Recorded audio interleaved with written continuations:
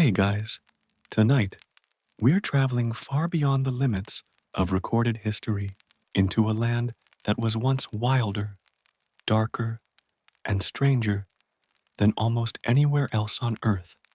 A place where the animals were giants, the skies were filled with shadows, and every watering hole held something watching from below. We're exploring prehistoric Australia, a continent that time shaped into pure nightmare fuel. So before you get too comfortable, take a moment to like and subscribe, but only if you enjoy the kind of content that merges myth and mystery. And hey, let us know from where you're watching and what time it is for you right now. Sometimes our stories are better than sleep, and other times they make you dream louder. It's time now to dim the lights, turn on a fan for some noise, and let's cover what we have for tonight together. Long before the familiar outlines of Australia appeared on maps, before its deserts turned red beneath a burning sun, before the coral reefs and eucalyptus forests spread wide across its face, there was only a vast and connected world, one that existed in the deep past, when continents were still children of drifting stone. The land that would one day become Australia was once part of something much larger, something ancient and powerful. It belonged to Gondwana, a supercontinent that stretched from pole to pole, binding together what would become Antarctica, South America, Africa, India, and quietly waiting in the mix, the seed of Australia. The air was thicker then.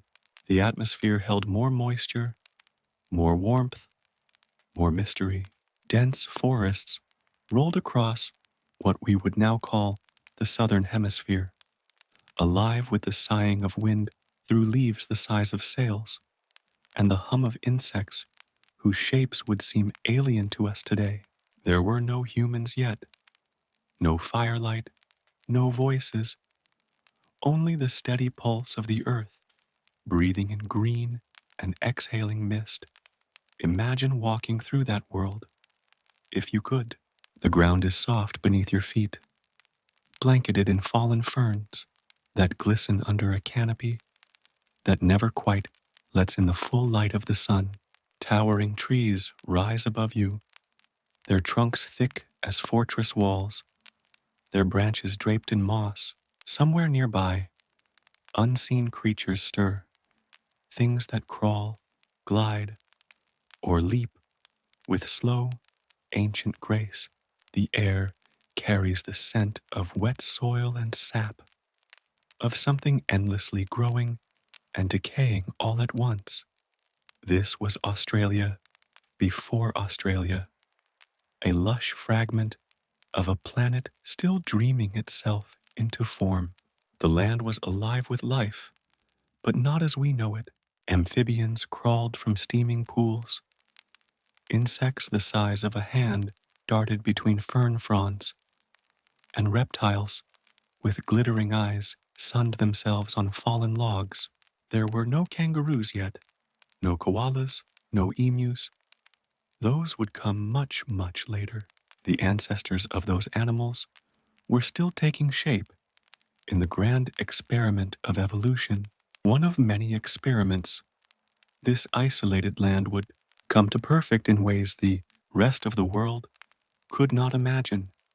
When Gondwana began to break apart, roughly 180 million years ago, it was as though the earth itself shifted in its sleep. Plates cracked and drifted slowly, oceans widened, and mountain ranges split like dry wood over millions of years. What had once been a single, living mass began to drift into pieces. One of those pieces, small, dry, and far from the centers of new life, was the continent that would become Australia.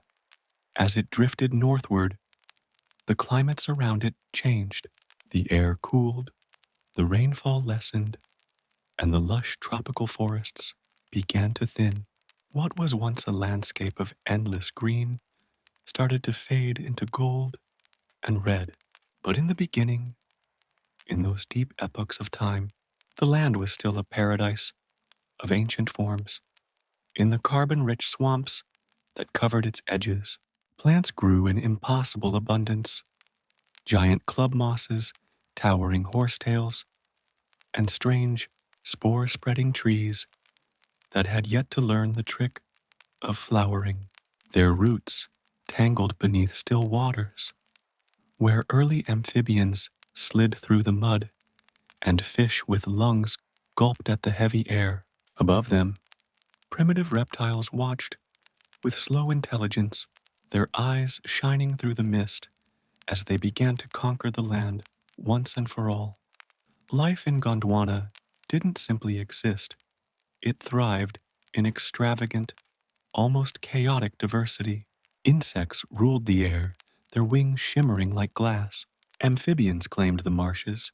Reptiles, true masters of this ancient age, spread across the forests and plains, filling every available niche.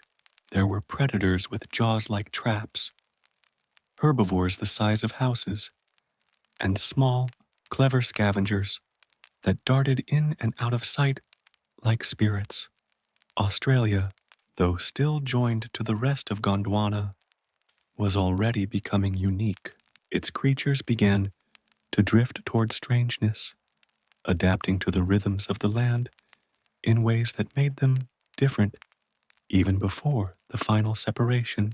Evolution, in its patient wisdom, began crafting a world that would one day feel utterly alien to human eyes. Volcanic forces still rumbled beneath the surface, reshaping the land with fire and ash. Rivers cut deep valleys, and lakes spread wide before drying again in cycles that would continue for eons. Each shift of climate, each pulse of temperature or rainfall, left its mark on the creatures living there. Some evolved, some vanished, and others, those strange survivors, would carry the memory of Gondwana into the lonely ages that followed. As Australia finally tore free and drifted into isolation around 45 million years ago, it became like a living time capsule. While other continents shared species and competed in evolutionary arms races, Australia was left alone. The animals here had no lions, no wolves, no elephants. Instead, they evolved their own champions, marsupial predators, pouch-bearing grazers, and creatures that defied logic. The land itself shifted slowly northward, moving toward warmer climates. Rainforests began to withdraw into pockets of green along the coasts, while the center dried into desert. This slow transformation shaped not only the land, but everything living upon it. Marsupials, birds, and reptiles all learned to endure long droughts, scorching heat, and scarcity of water. Survival in Australia meant creativity, and the creatures that thrived there would become some of the strangest the world had ever seen. But even in those early times, the continent seemed touched by dream. The isolation gave it a kind of timelessness, a sense that the world there followed its own quiet rules. Long before humanity, long before stories, Australia was already whispering its secrets to the wind. The rustling of the forests, the drumming of rain on fern leaves, the rumble of distant thunder, it all built a rhythm that felt alive, aware, and ancient beyond comprehension. If you could listen closely enough, you might hear the continent breathing. You might sense the weight of the ages in the silence between the calls of unseen creatures. That is what made this place different. Australia was not merely a land, it was a living memory of the Earth's youth, preserved in isolation. Even today, Scientists who study its fossils speak of a kind of continuity, a link between the prehistoric and the present. The creatures that roam its deserts, its forests, and its seas still echo the forms of that long vanished world. The platypus, with its strange mixture of traits, part mammal, part reptile, feels like something borrowed from an older age. The kangaroo, bounding across open plains, follows a rhythm written in the bones of its ancestors. Even the silence of the outback, that endless stretch of red earth beneath a white hot sky, carries something primeval, something that whispers of the first forests that once stood there. So as we begin our journey into the prehistoric nightmare that was ancient Australia, remember that it all started here in Gondwana's green embrace, where life was abundant, untamed, and unmeasured. The land that would one day give birth to dragons, lions, and birds taller than a man began as a paradise of damp heat and endless growth. But paradise, in the long story of the earth, never lasts forever. The winds would shift, the forests would thin, and the creatures of this ancient world would face trials beyond imagination. The gentle cradle of Gondwana would harden into a land of survival, and the beings that remained would evolve into nightmares. And that, dear friend, is where our story truly begins. When Australia finally broke free from the cradle of Gondwana, it drifted northward into the emptiness of the sea, a lone raft carrying the memories of ancient life. The separation was not sudden, it was slow and patient, unfolding over millions upon millions of years. Mountains eroded, rivers wandered, and the air shifted from heavy and wet to sharp and dry. But as the rest of the world changed, mixed, and evolved through connection, Australia moved in silence. Apart, its creatures and plants, carried with it, began to walk a very different path. This isolation became its destiny, like a forgotten song that keeps playing after the rest of the orchestra has gone quiet. Australia's ecosystems continued in their own rhythm. The rest of the world was roaring with new predators and fresh experiments in evolution. Big cats in Africa, elephants in Asia, bears and wolves spreading through the northern continents. But here, the same old bloodlines persisted. No lions ever prowled this land. No great apes swung from its trees. Instead, its predators had pouches. Its grazers hopped. Its birds refused to fly. It was a continent that had chosen its own rules. Imagine, for a moment, the sheer strangeness of this place. If you were to step back in time, the land stretched wide and red under a sky that seemed to burn at its edges. Great forests of eucalyptus and acacia shimmered in the heat, their silver leaves flickering like mirrors. In the valleys, ancient rivers carried the ghosts of glaciers, long vanished. Lakes appeared and disappeared with the seasons, sometimes vanishing altogether for centuries before returning with the next wet age. To the north, warm monsoons fed thick jungles, alive with screeches and croaks. To the south, the winds grew cold and carried the scent of salt from the encroaching sea, and scattered across all of it were the survivors of a forgotten age.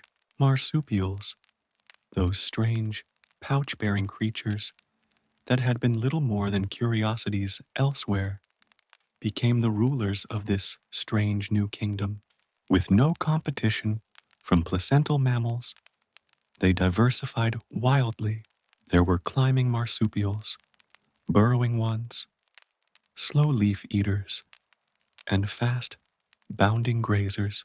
Some developed claws for ripping flesh, others grew teeth made for crushing roots and bark.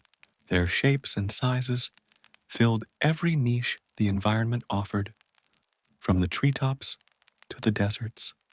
What emerged was a portrait of evolution in isolation, a frozen moment in time that refused to thaw. In other parts of the world, species rose and fell in quick succession as continents collided and climates swung between extremes. But here, everything lingered. Ancient lineages survived for millions of years with little change, as though time itself moved more slowly over the red soils and endless plains. This stillness gave birth to creatures of haunting design. One could wander the forests and find remnants of the age of reptiles hidden within the fur and feathers of modern forms. Egg-laying mammals, like the platypus and echidna, carried the mark of the world before mammals even ruled. Their bodies spoke of the great transition between reptile and mammal, soft-furred, warm-blooded, yet with eggs tucked safely beneath their bodies.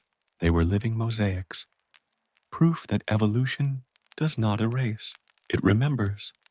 And beyond the forests, in the wide open lands, the megafauna began to emerge. Huge herbivores like Diprotodon, massive wombats that stood as tall as a human chest, grazed in herds, their footsteps echoing across the soil.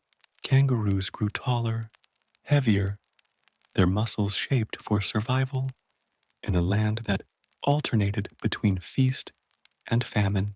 Even the predators followed the same marsupial design. Thylacoleo, the marsupial lion, learned to climb, stalk, and kill with the same quiet precision as the great cats of Africa.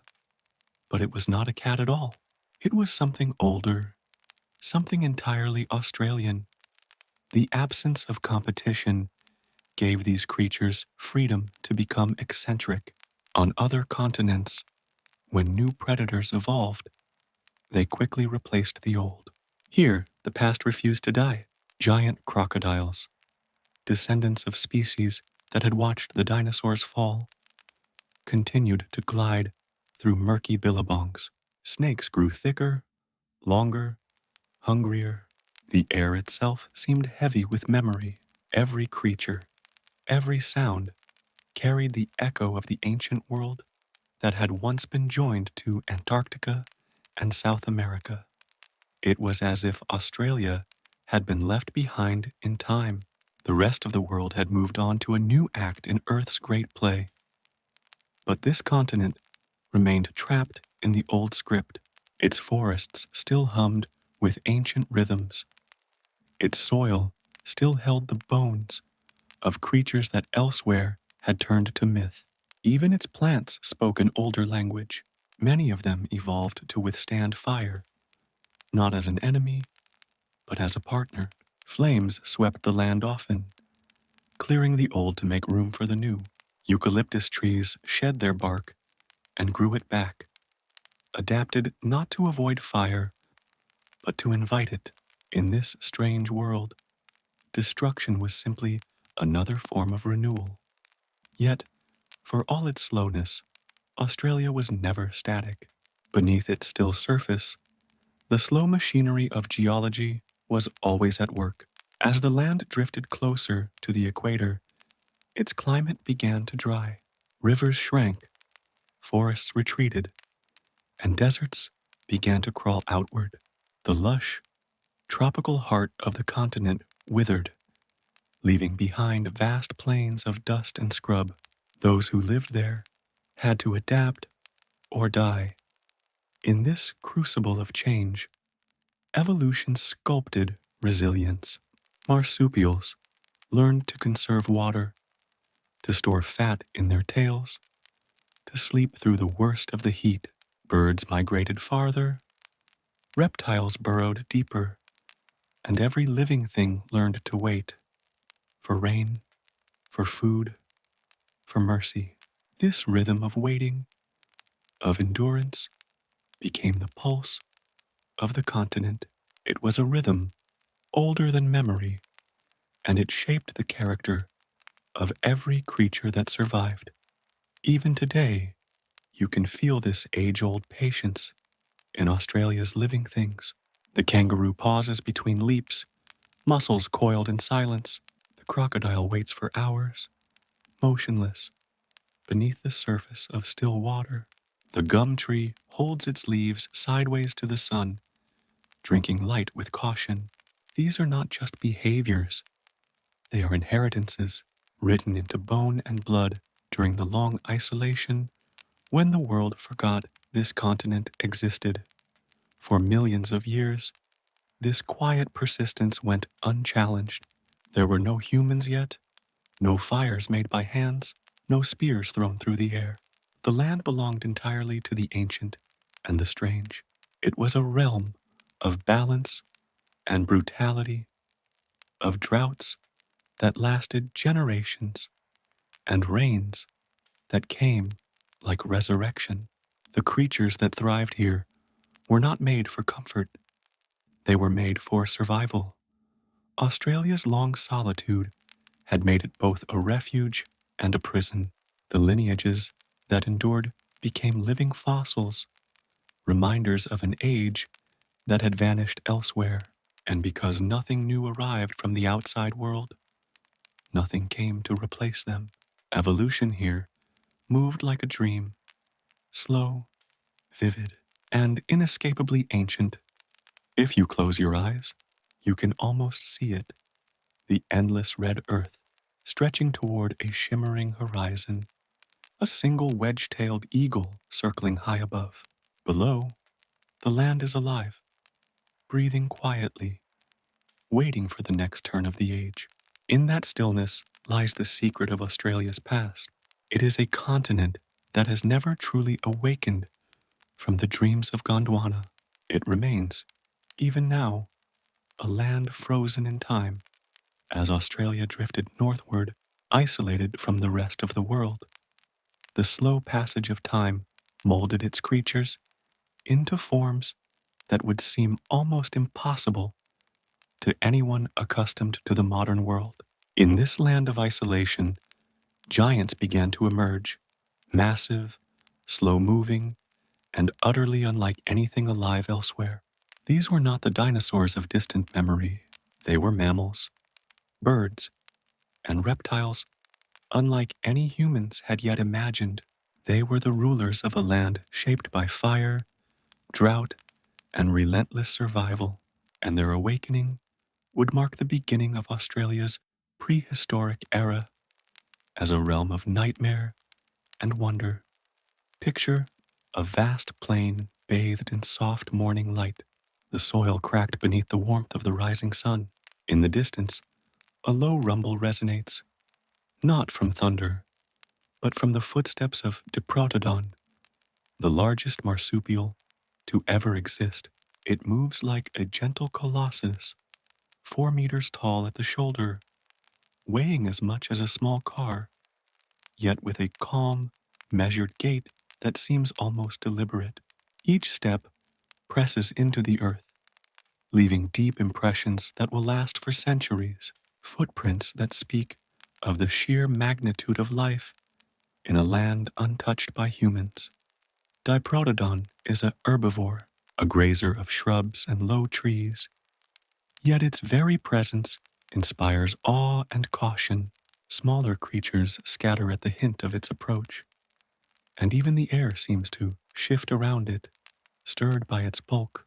Its face, wide and blunt, is peaceful, but its size alone is a reminder that in prehistoric Australia, even the gentle giants are capable of overpowering anything in their path. One can imagine a young kangaroo or an early wombat darting nervously through the undergrowth as this massive creature lumbers by, oblivious yet formidable. And Diprotodon is only the beginning. Across the forests and plains, other giants awaken. Consider the Procoptodon, the giant short-faced kangaroo.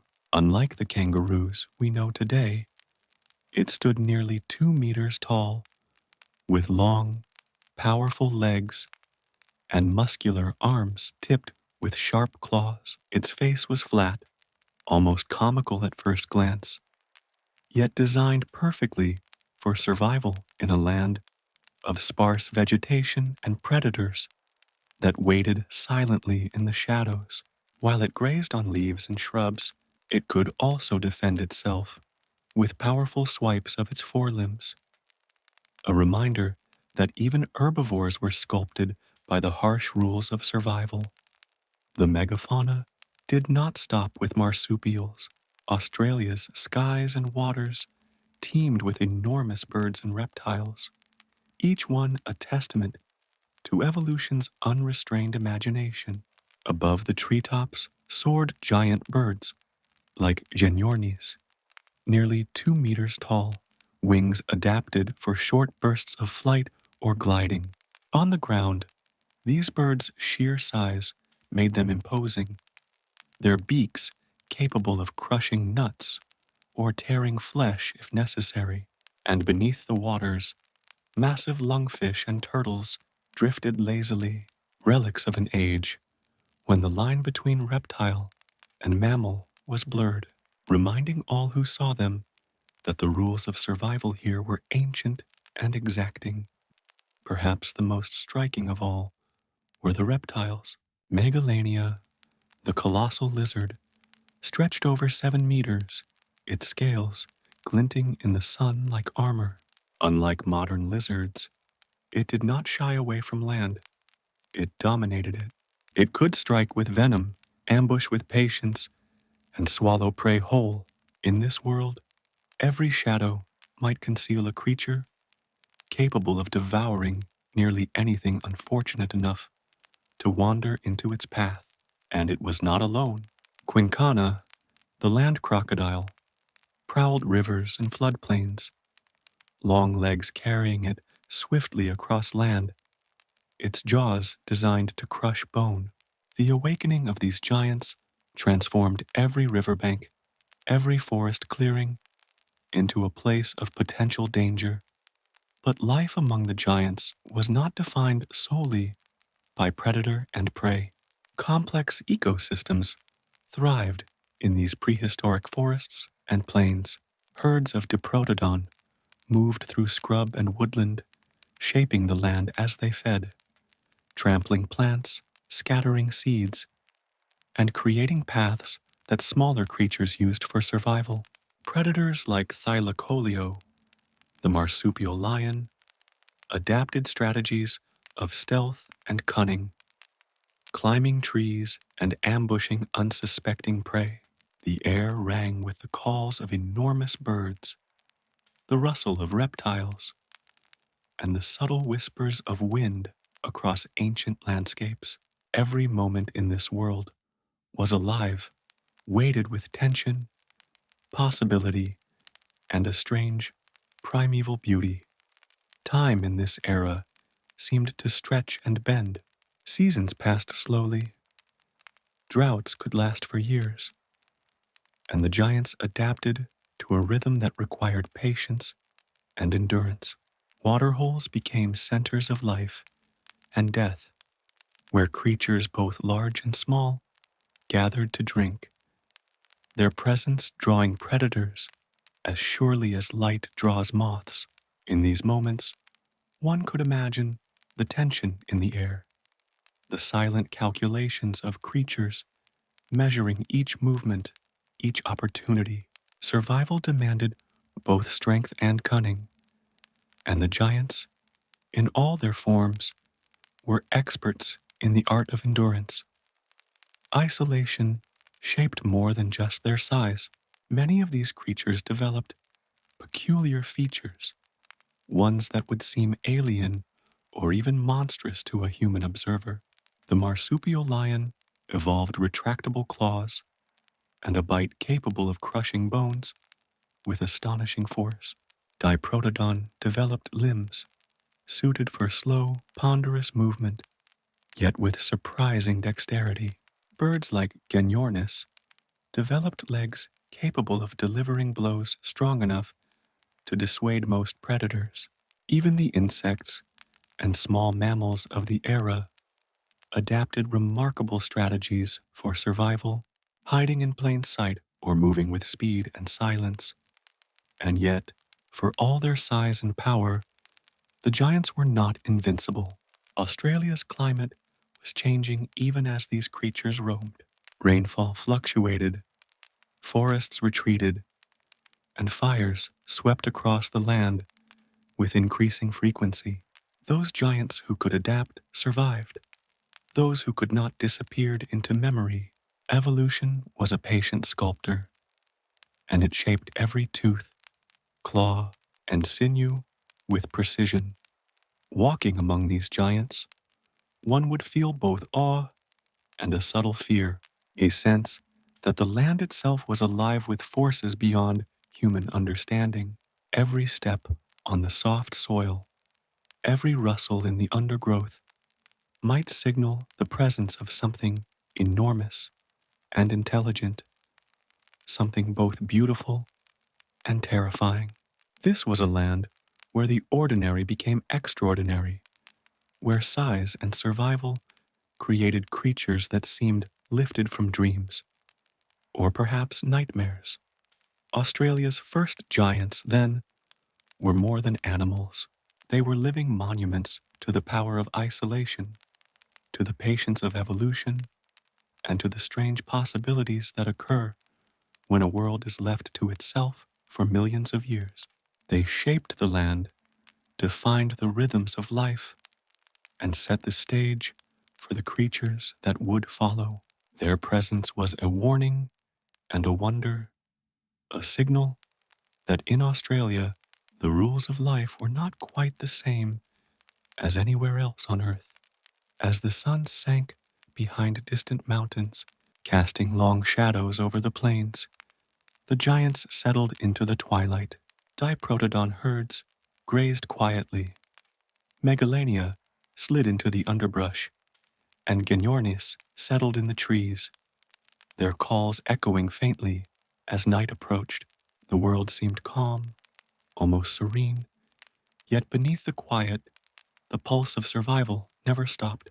In prehistoric Australia, giants had awakened, and the land would never be the same again. Among the towering giants of prehistoric Australia, none captures the imagination quite like Diprotodon, the gentle titan of the ancient plains. Standing 4 meters tall at the shoulder and weighing in at over 2 tons, Diprotodon was the largest marsupial that ever lived, a colossal wombat-like creature that moved with a slow, deliberate grace through forests, wetlands, and grasslands. To see one, even from a distance, would have been enough to inspire awe, a mixture of fear and wonder. It was not a predator, but its sheer presence dominated the landscape, shaping the land and the lives of every other creature around it. Diprotodon belonged to a family known as the Vombatiformes, the same family that includes modern wombats and koalas. Yet, in the grandeur of its size and the power of its build, it was unlike anything alive today. Its body was massive and barrel-shaped, supported by strong, sturdy limbs capable of carrying the weight of a small car. The head was broad and blunt, equipped with powerful jaws and ever-growing teeth designed for chewing tough leaves, shrubs, and branches. Unlike most large herbivores elsewhere on Earth, Diprotodon did not need to charge or fight. It had no need. Its survival depended on its size, its ability to travel long distances in search of food, and the ability to endure the harsh Australian climates of the Pleistocene. One can imagine walking through a dense eucalyptus forest as the sun filters through the high canopy, casting a mosaic of light and shadow on the soft forest floor. There, in a small clearing, a family of Diprotodon emerges. Their movements are ponderous, yet they carry an air of authority. Even the smallest creatures of the forest, possums, lizards, and early kangaroos, give them a wide berth. The forest itself seems to yield to their presence. Trees are bent slightly under their passage, and pathways in the undergrowth bear the marks of their massive feet. These titans are not hunters, but the land bends to accommodate them.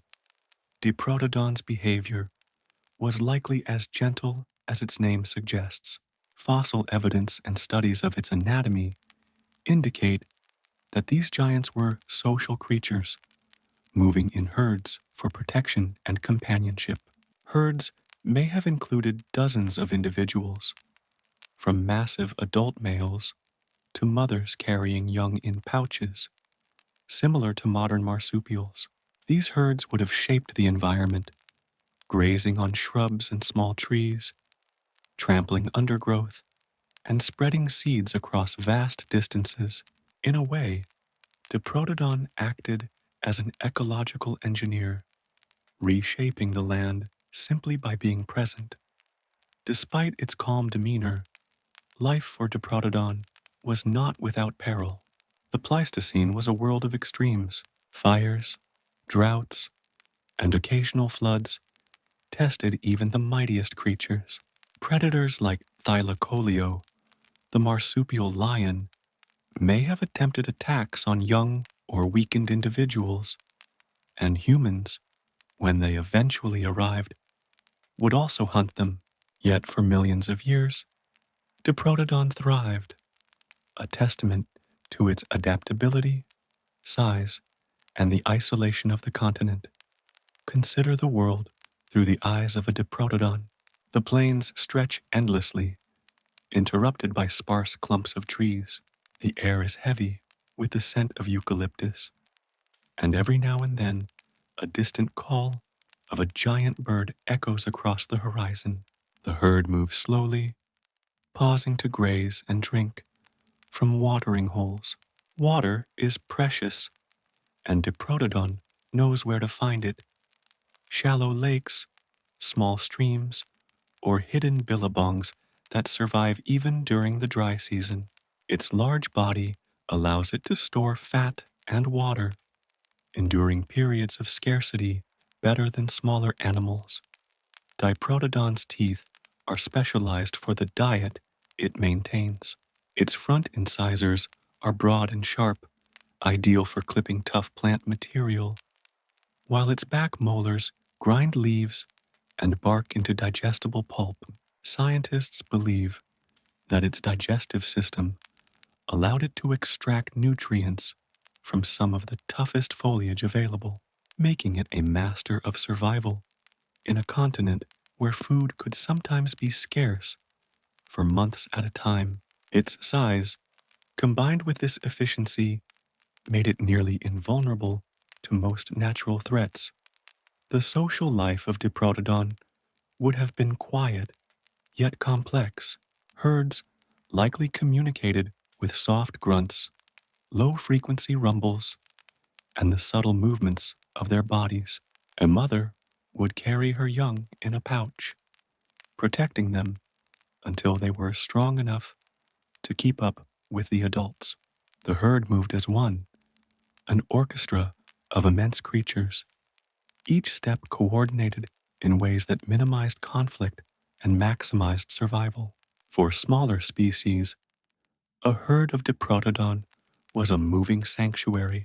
Their sheer bulk could scare away predators, offering temporary safety as the smaller animals grazed alongside them. As night fell across the Pleistocene landscape, Diprotodon's bulk would cast long shadows under the moonlight.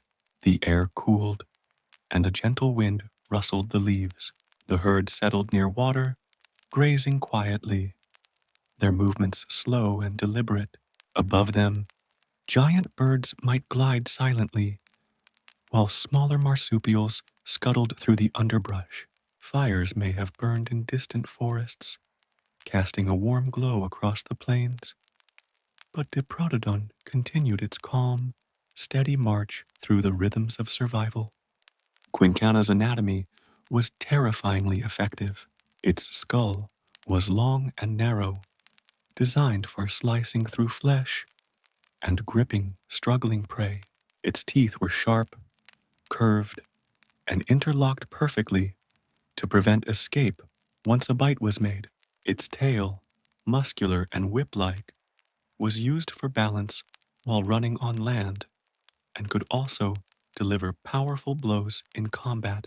Even its senses were finely tuned to the environment, eyes positioned to see above water, nostrils placed for detecting movement, and nerves capable of sensing vibrations in the earth or water. Quinkana was, in every sense, a predator built for domination, yet it did not rely solely on brute force. Like Megalania, Quinkana exhibited patience and strategy. It could lie in ambush for hours, tracking the scent and sound of prey, waiting for the perfect moment to strike. Its intelligence, while not human, allowed it to calculate movements, to anticipate the behavior of animals it hunted, and to exploit every weakness in its environment. In a landscape filled with giants, Quinkana carved out its niche as a fearsome, land-based hunter. Rivers and wetlands were its primary hunting grounds. But Quinkana's reach extended far beyond water. It moved silently through forests, grasslands, and floodplains, using its speed and agility to surprise any creature unfortunate enough to stray too far from safety. Even Diprotodon, massive and slow, would have been wary near water.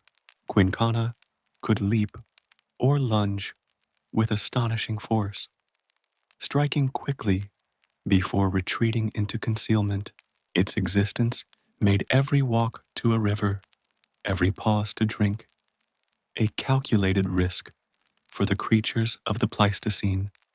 For smaller animals, the shadow of Quinkana was inescapable. Birds, marsupials, and reptiles adapted behaviors specifically to avoid it, climbing trees, burrowing into earth, or relying on sheer speed. Its presence shaped the ecology of its time. Waterholes became dangerous arenas of life and death. Herds of herbivores, from kangaroos to wombats, moved with caution, instinctively avoiding areas where Quinkana might lie in wait. Its influence rippled through the food web, a constant reminder of the delicate balance between predator and prey. Quinkana's land hunting abilities were unique, even among the giants of prehistoric Australia. While Megalania terrorized the open plains and airspace, and Diprotodon reshaped the forests, Quinkana ruled the rivers and floodplains with stealth, strength, and deadly intent. It blurred the line between aquatic and terrestrial predator, a hybrid of speed, patience, and raw power. In the Pleistocene world, it was not merely another predator. It was a force that could change the behavior, movements, and even survival strategies of every species around it. Even its interactions with other apex predators were remarkable. While thylacoleo stalked forests and Megalania prowled plains, Quinkana remained largely undisturbed in its watery domains. These predators likely crossed paths only rarely, yet the presence of each influenced the movement and choices of the others. The Pleistocene landscape was a chessboard of survival, and Quinkana played a strategic and terrifying game. Imagine the night descending over a vast wetland. The moon rises, casting silver light across reeds and shallow water. Quinkana moves silently, muscles rippling under dark scales, eyes catching every flicker of movement.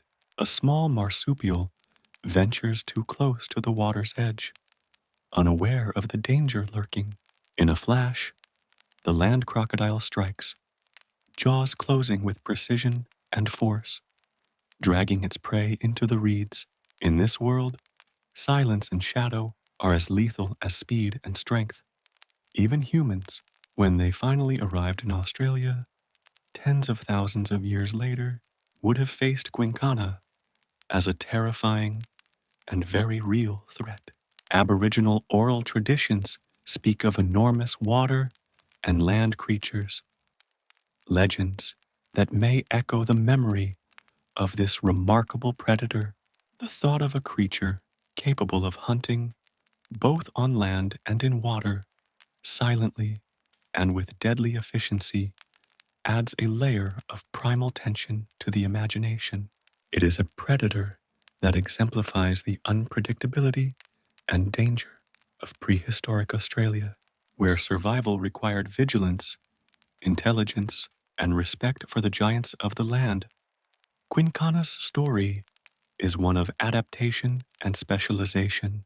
Its existence is a testament to how isolation and evolutionary pressures can produce creatures beyond imagination, creatures that seem almost designed to haunt the dreams of anyone who considers them. It was a predator perfectly tuned to its environment, a reminder that in Australia, evolution could create beings as terrifying as any myth. As the night deepens and the wetlands fall into shadow, one can almost hear the soft rustle of reeds, the subtle splashes in the water, and the silent glide of quinkana through its domain. It is a creature of patience, power, and deadly precision, perfectly at home in a land filled with giants, dangers, and marvels. In the story of prehistoric Australia, quinkana remains one of the most fearsome yet fascinating predators, a living nightmare, perfectly sculpted by millions of years of isolation and survival. In the imagination, it glides forward silently, unseen yet undeniably present, reminding us that in this ancient world, life was not merely about survival, it was about the constant negotiation between predator and prey, between the hunter and the hunted. Quinkana, the land crocodile, embodies the dark, untamed heart of prehistoric Australia, where the shadows themselves carried the weight of danger. As the sun dipped beneath the horizon over prehistoric Australia, the land shifted into a different rhythm. The heat of the day faded, and a subtle chill spread across the plains, rivers, and forests. This was the hour when the night flyers awakened, the silent hunters of darkness, creatures whose wings sliced through the air with near imperceptible sound. Among them, the most extraordinary were the giant owls, including the legendary genyornis newtoni, which, although more closely related to flightless birds, embodied the spirit of predatory vigilance under the cover of night. These owls were the ghosts of the Pleistocene, and in the darkness, they ruled the skies with patience and precision. Imagine standing at the edge of a vast marsh as twilight descends. The air cools, carrying the scent of damp earth, water, and distant smoke from fires burning in the outback. Trees stretch like dark sentinels into the sky, their leaves trembling in the soft wind. From above, enormous wings beat silently. Giant owls glide from branch to branch, or from treetop to treetop, their talons poised to seize anything unfortunate enough to pass beneath them.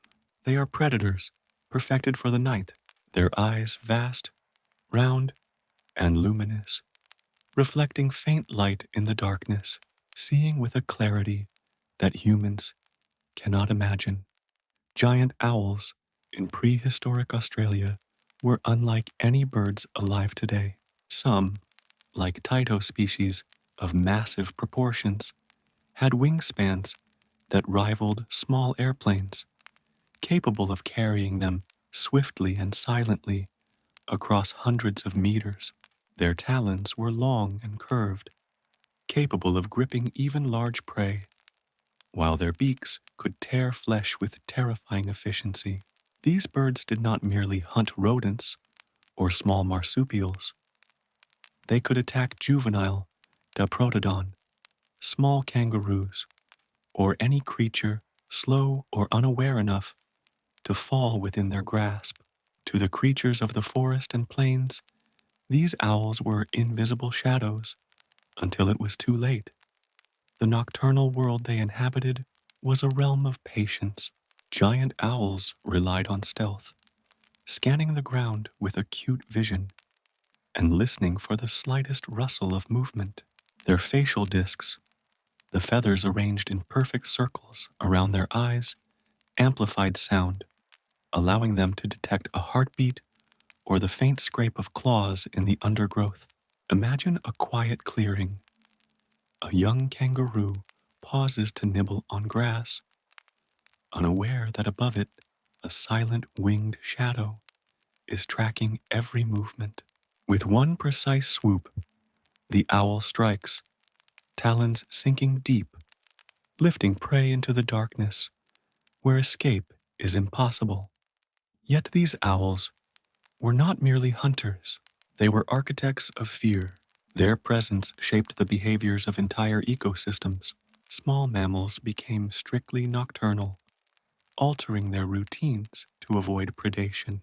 Even larger marsupials altered their paths, grazing under cover or near denser vegetation to hide from the sky's invisible watchers. The constant pressure of these silent predators drove evolution, ensuring that only the cautious, the observant, and the alert survived. In a way, giant owls were as influential as any land-bound predator, redefining survival across forests, wetlands, and plains. The flight of these birds was a marvel. Despite their size, they moved with eerie grace, their wings beating almost inaudibly. Scientists studying their fossilized wing structures believe their flight muscles were designed for both speed and silence. These were not birds that soared lazily. They were hunters that could swoop, pivot, and glide in total darkness, navigating dense forests and open plains alike.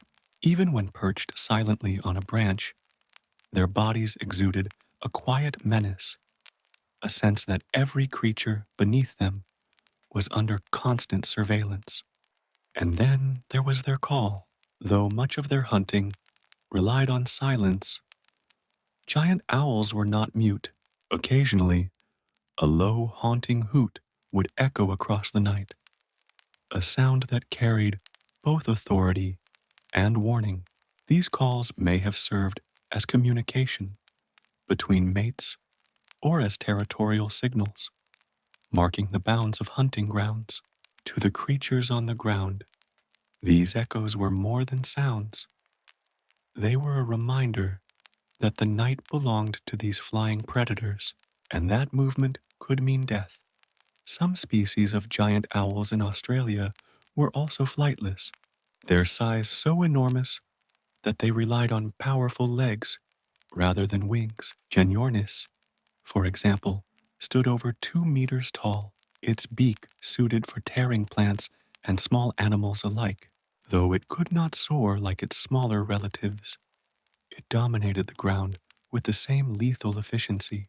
Its eyes, sharp and focused, could detect the slightest twitch of prey at remarkable distances, and its massive legs could deliver a crushing blow to any animal that strayed too close. In this twilight world, survival depended on alertness, awareness, and timing. Giant owls reinforced the Pleistocene's lessons. The night was not merely dark, it was alive with danger. While predators like Megalania and quinkana stalked the day and ground, and Diprotodon reshaped the landscape Through sheer presence, the night flyers ruled above, unseen yet profoundly influential. They were both hunters and guardians of the balance, enforcing the rules of life and death with wings that cast silent shadows.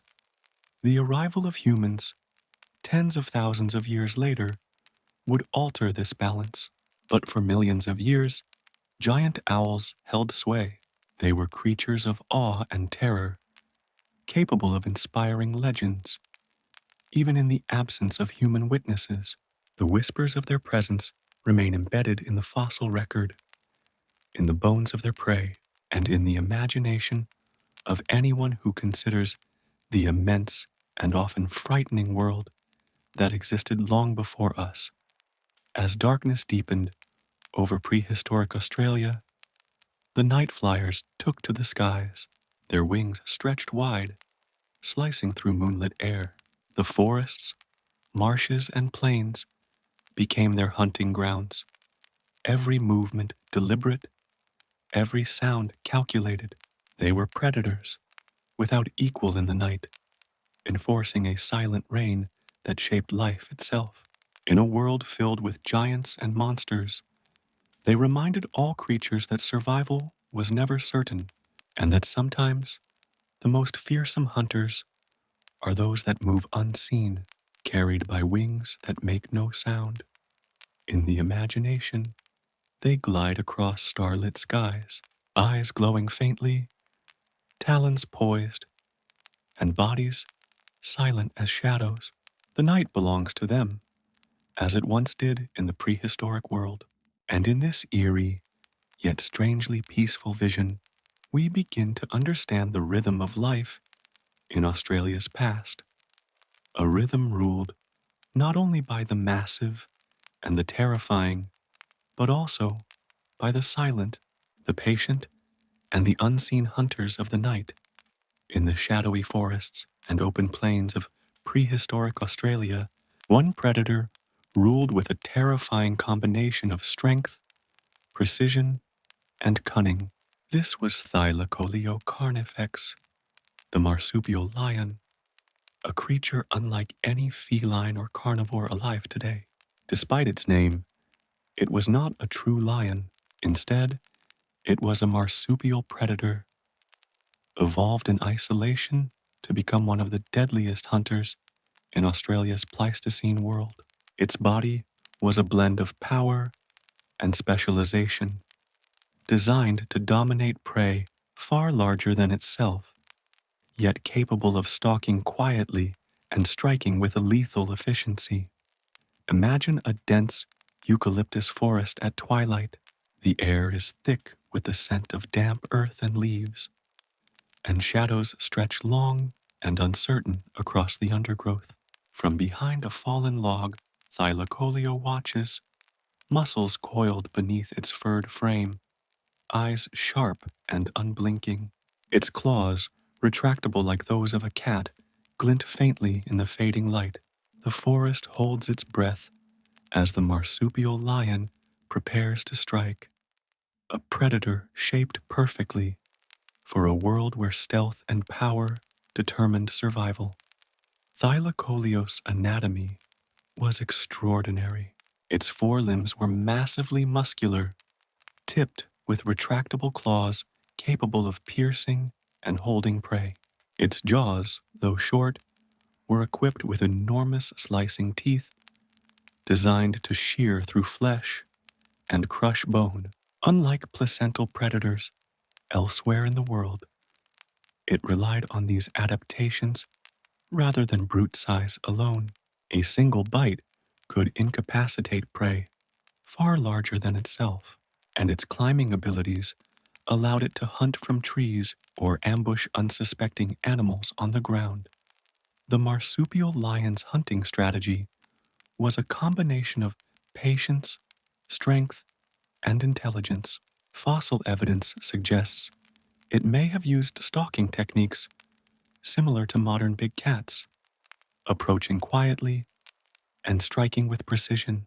Its retractable claws enabled it to climb trees or scramble over uneven terrain, providing it access to prey in ways no other predator of its size could manage. Whether targeting young Diprotodon, giant kangaroos, or other marsupials, thylacoleo was a versatile and adaptable hunter, perfectly suited to the diverse environments of prehistoric Australia. Its social life is less clear, but many scientists believe thylacoleo may have hunted alone or in small family groups. Unlike pack predators such as wolves, its strength and climbing ability meant it did not require large numbers to take down prey. Each individual was equipped to dominate its territory, using scent markings, calls, and its sheer presence to establish boundaries. Forests, riverbanks, and open plains were all part of its domain, and few creatures dared enter without risk. Thylacoleo's influence extended far beyond hunting. Its presence shaped the behaviors of herbivores, forcing them to remain alert and avoid open spaces near trees where ambushes were likely. Smaller predators adapted to avoid confrontation, hunting at different times or in areas outside the marsupial lion's territory. In this way, thylacoleo not only hunted prey, but also indirectly influenced the evolution and movement patterns of countless other species across the continent. Consider the interaction between thylacoleo and its prey. A herd of young kangaroos grazes cautiously on the edge of a forest clearing, ears twitching at the faintest sound. Among the trees, thylacoleo watches silently, muscles tensed, claws ready. The predator does not rush. It waits, moving only when the angle and timing are perfect. Then, in a sudden burst of motion, it leaps, striking with precision. The hunt is swift, efficient, and deadly, leaving little opportunity for escape. This combination of patience and power defines the essence of thylacoleo, a hunter perfectly designed for its environment. Its climbing ability also set it apart from many predators.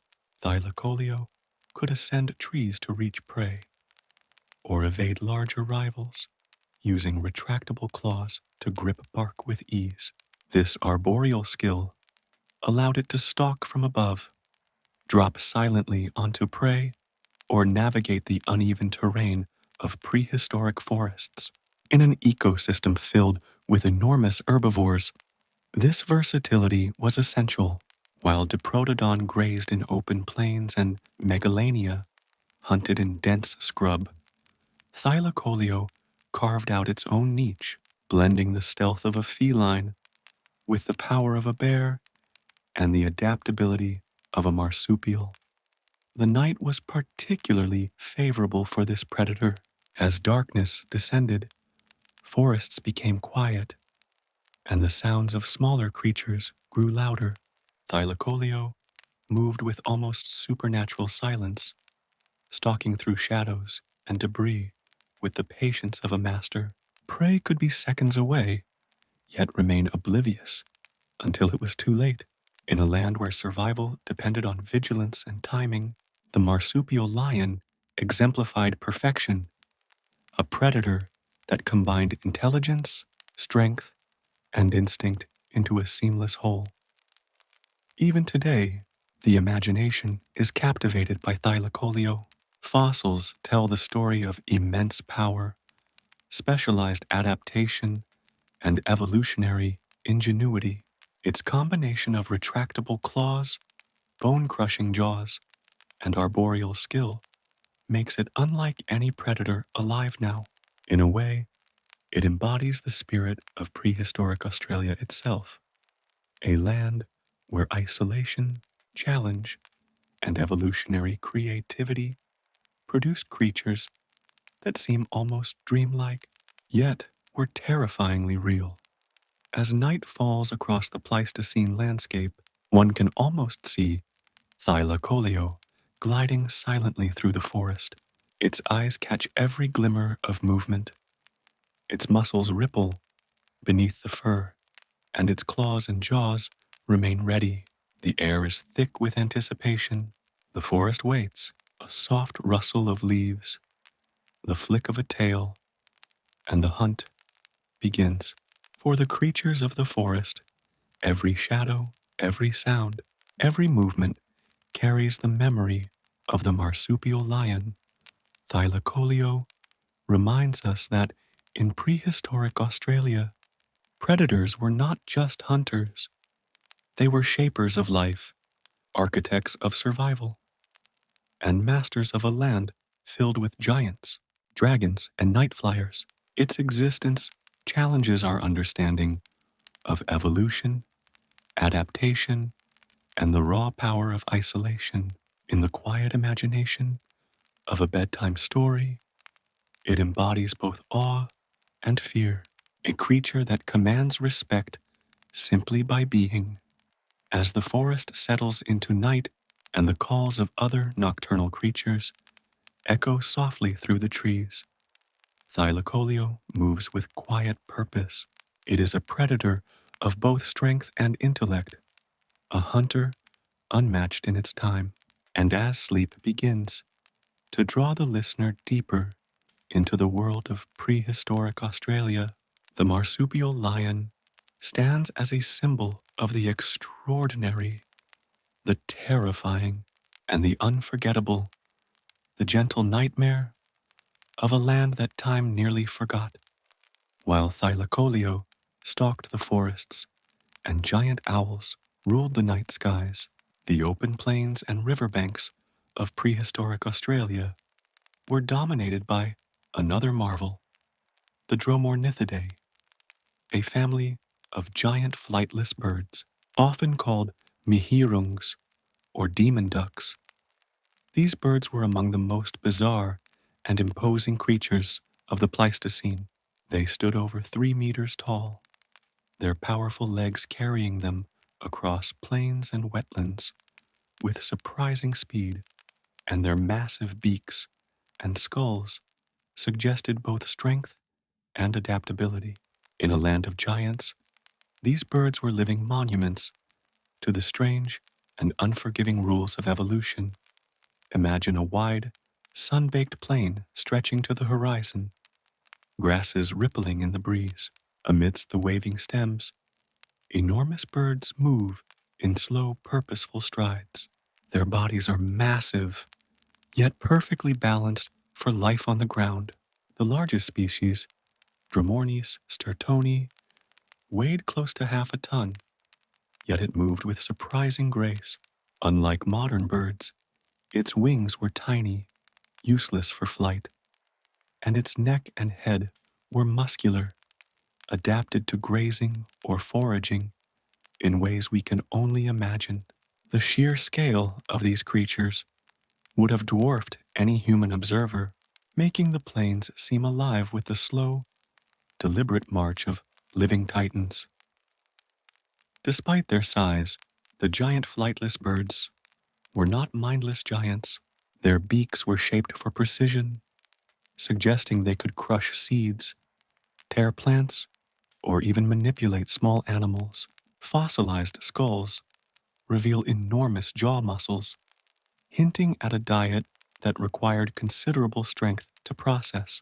Some species may have been primarily herbivorous, feeding on tough leaves, fruits, and seeds, while others may have included small animals in their diet. In any case, the presence of these birds shaped the ecosystems they inhabited. Their legs were the true instruments of their power, long, muscular, and ending in broad clawed toes. They allowed the birds to move swiftly across a variety of terrain. Even the dense undergrowth of wetlands or the cracked soil of drought-stricken plains posed little obstacle. These legs were not only tools for movement, but for defense.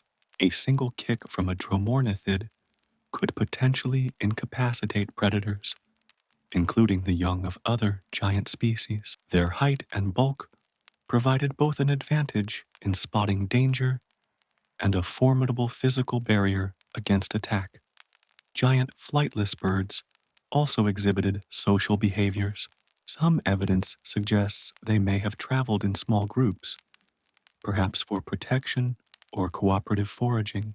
Their calls, though not fully understood, might have been used to communicate warnings, establish territories, or attract mates. Imagine standing quietly near a watering hole as the sun rises, and a group of these enormous birds passes by, silent yet commanding. Their presence alone would have shaped the behavior of other animals, forcing them to remain alert, avoid certain areas, and respect the giants that shared their world. Despite their size and strength, dromornithids were not without danger. Predators like Megalania and thylacoleo may have attempted attacks, targeting young, sick, or isolated individuals. Even the massive Diprotodon herds could inadvertently threaten them by trampling nests or young. Yet these birds had evolved over millions of years to coexist with the continent's other giants.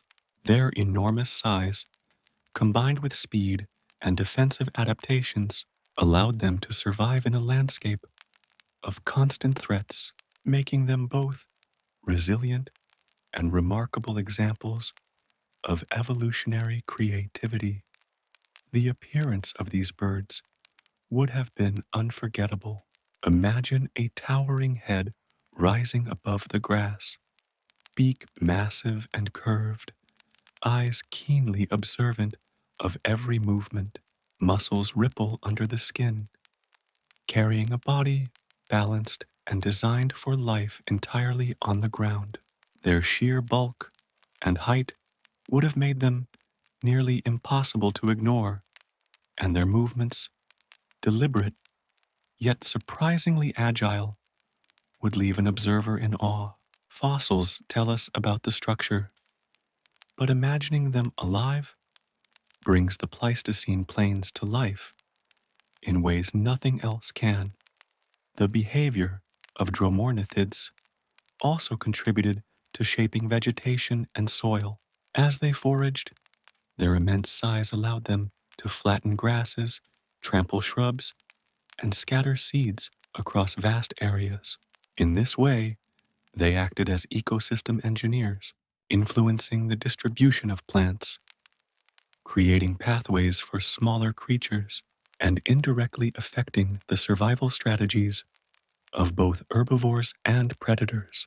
In a world where every species influenced the next, giant birds like these were central pillars of ecological balance. Their presence reinforced one of prehistoric Australia's key truths. Survival depended on vigilance, adaptability, and respect for the giants around you.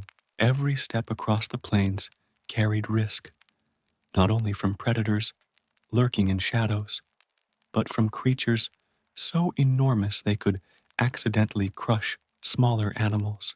Life in this environment was a constant negotiation, and the Dromornithidae were both participants and enforcers, shaping the rhythm of existence with their size, strength, and movements. At night, the plains would quiet, but the influence of these birds remained. Even resting, their size alone was a deterrent to predators.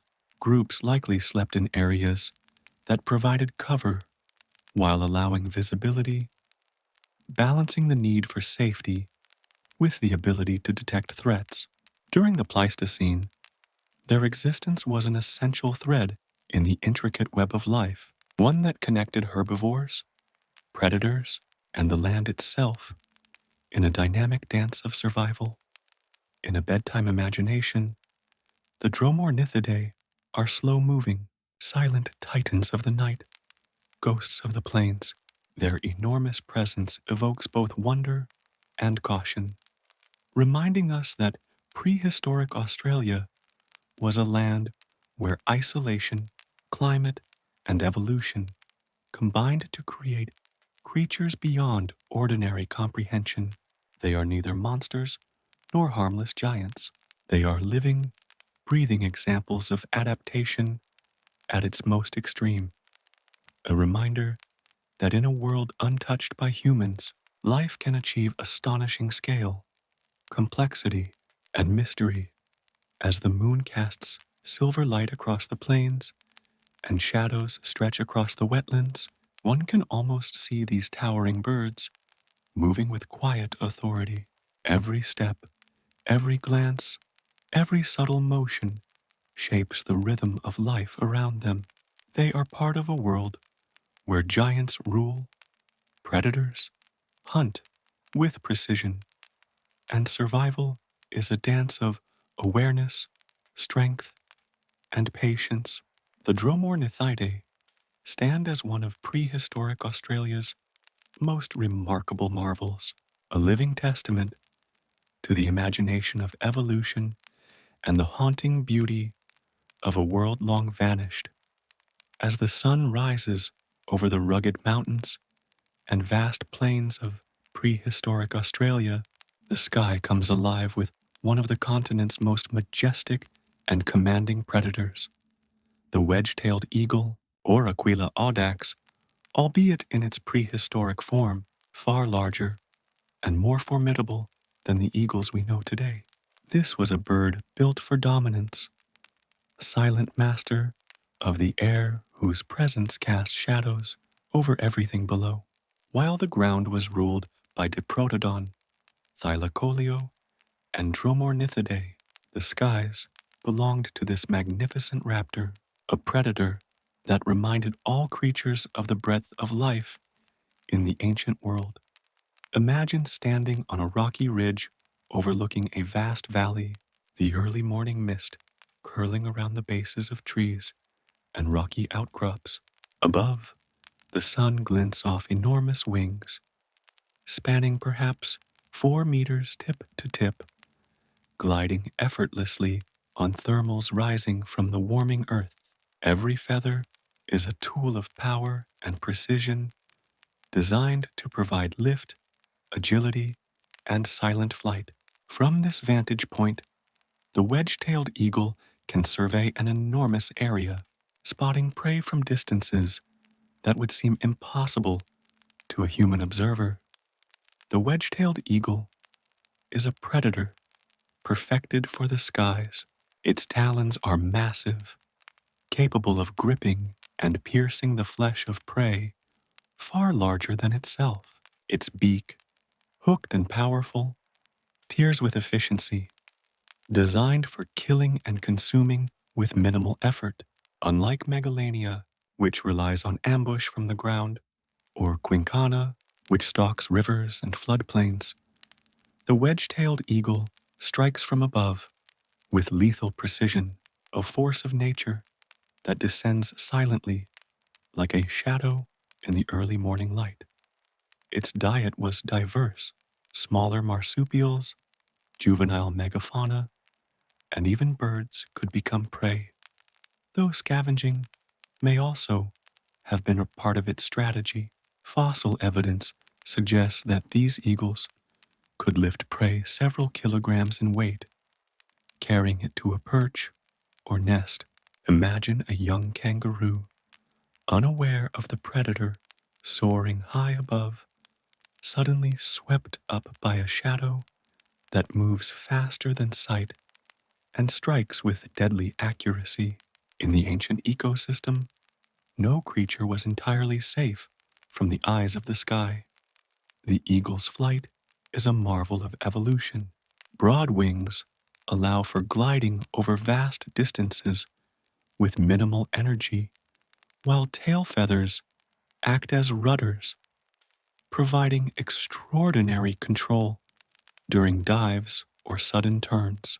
It can hover, swoop, and maneuver through mountain ranges and open plains with equal skill.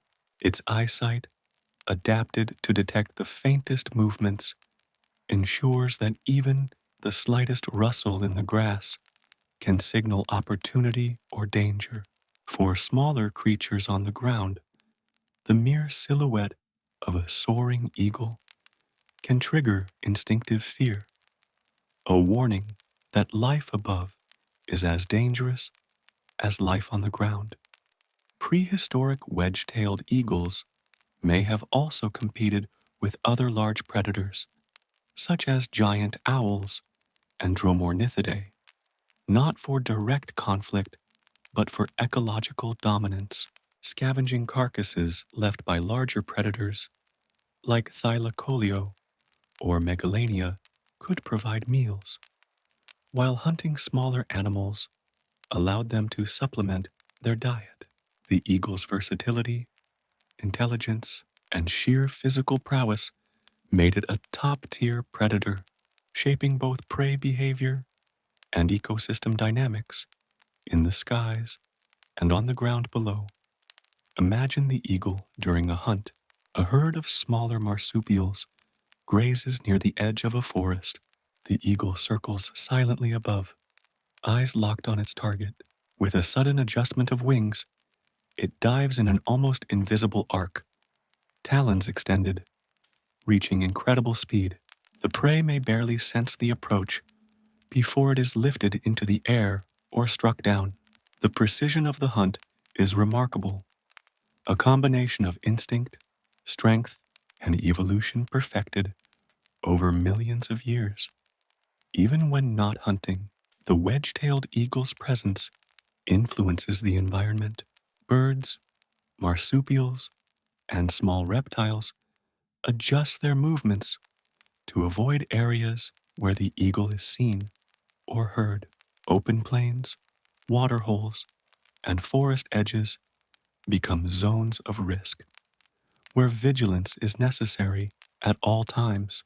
In this way, the eagle is not just a hunter, it is an ecological force, shaping the behavior and survival strategies of countless species across its domain.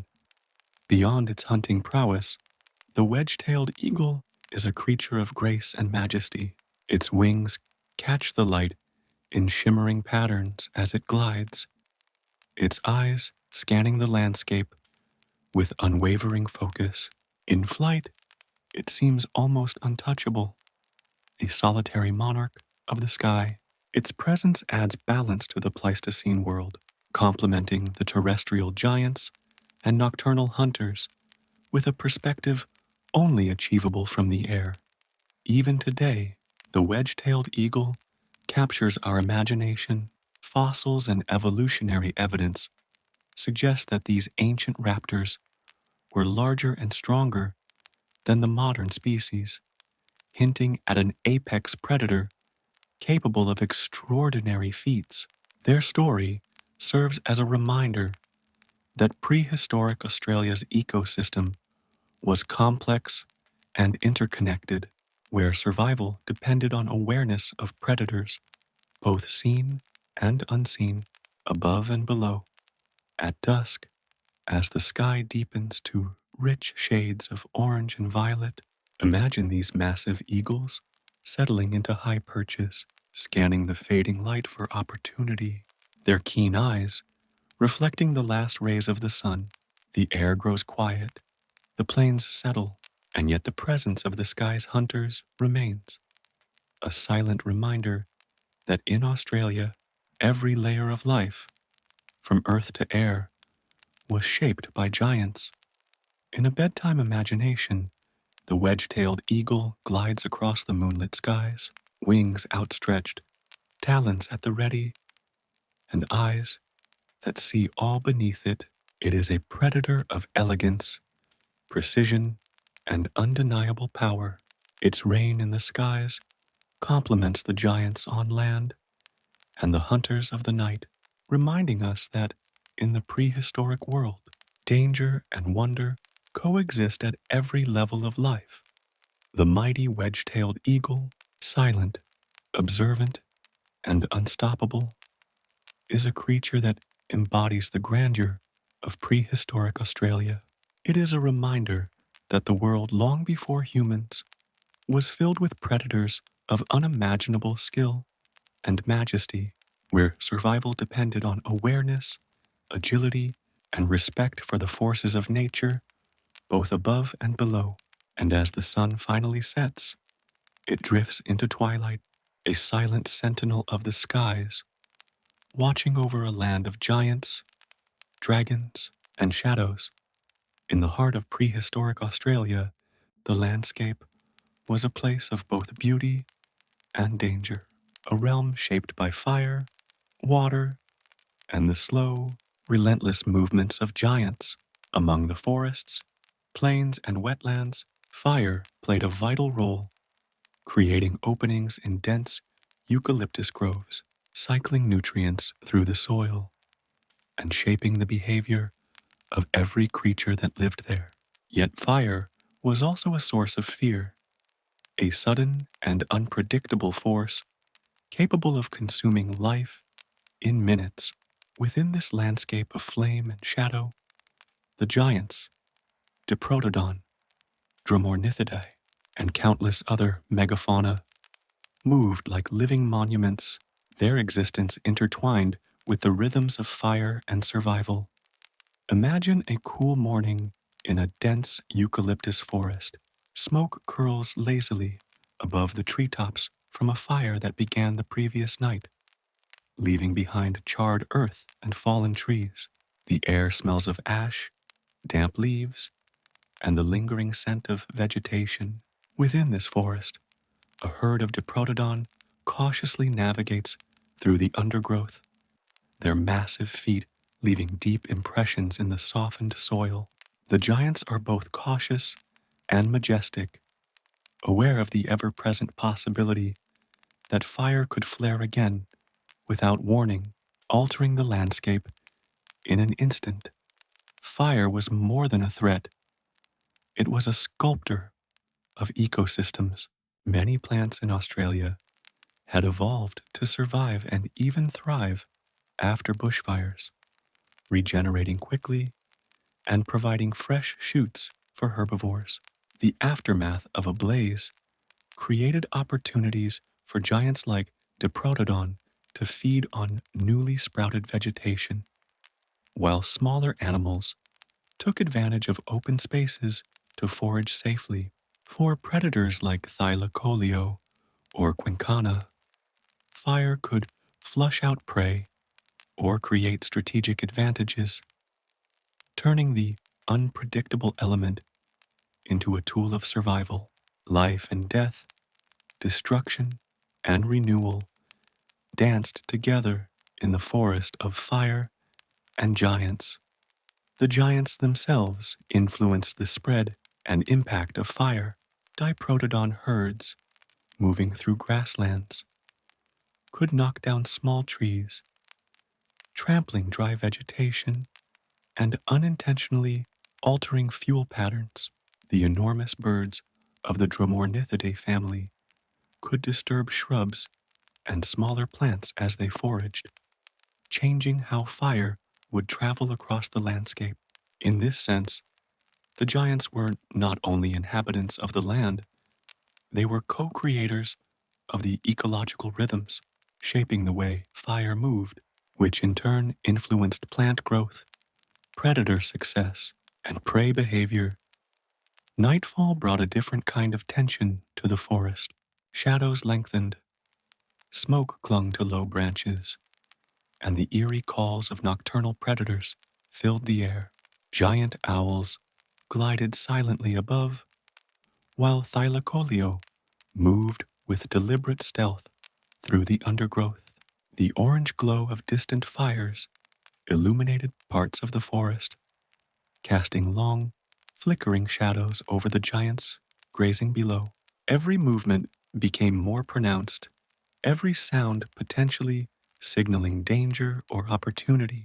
Fire, predators, and the giants themselves created a dynamic, interconnected world where survival demanded constant awareness. Water sources became critical refuges in this fiery world. Billabongs, rivers, and small lakes offered safety not only from predators but also from advancing flames. Megalania and quinkana, masters of both land and water, could still hunt near these areas. But even the largest creatures often paused at the water's edge, wary of threats both above and around them. The landscape was a mosaic of risk. Each patch of forest, grassland, or wetland holding its own challenges and possibilities.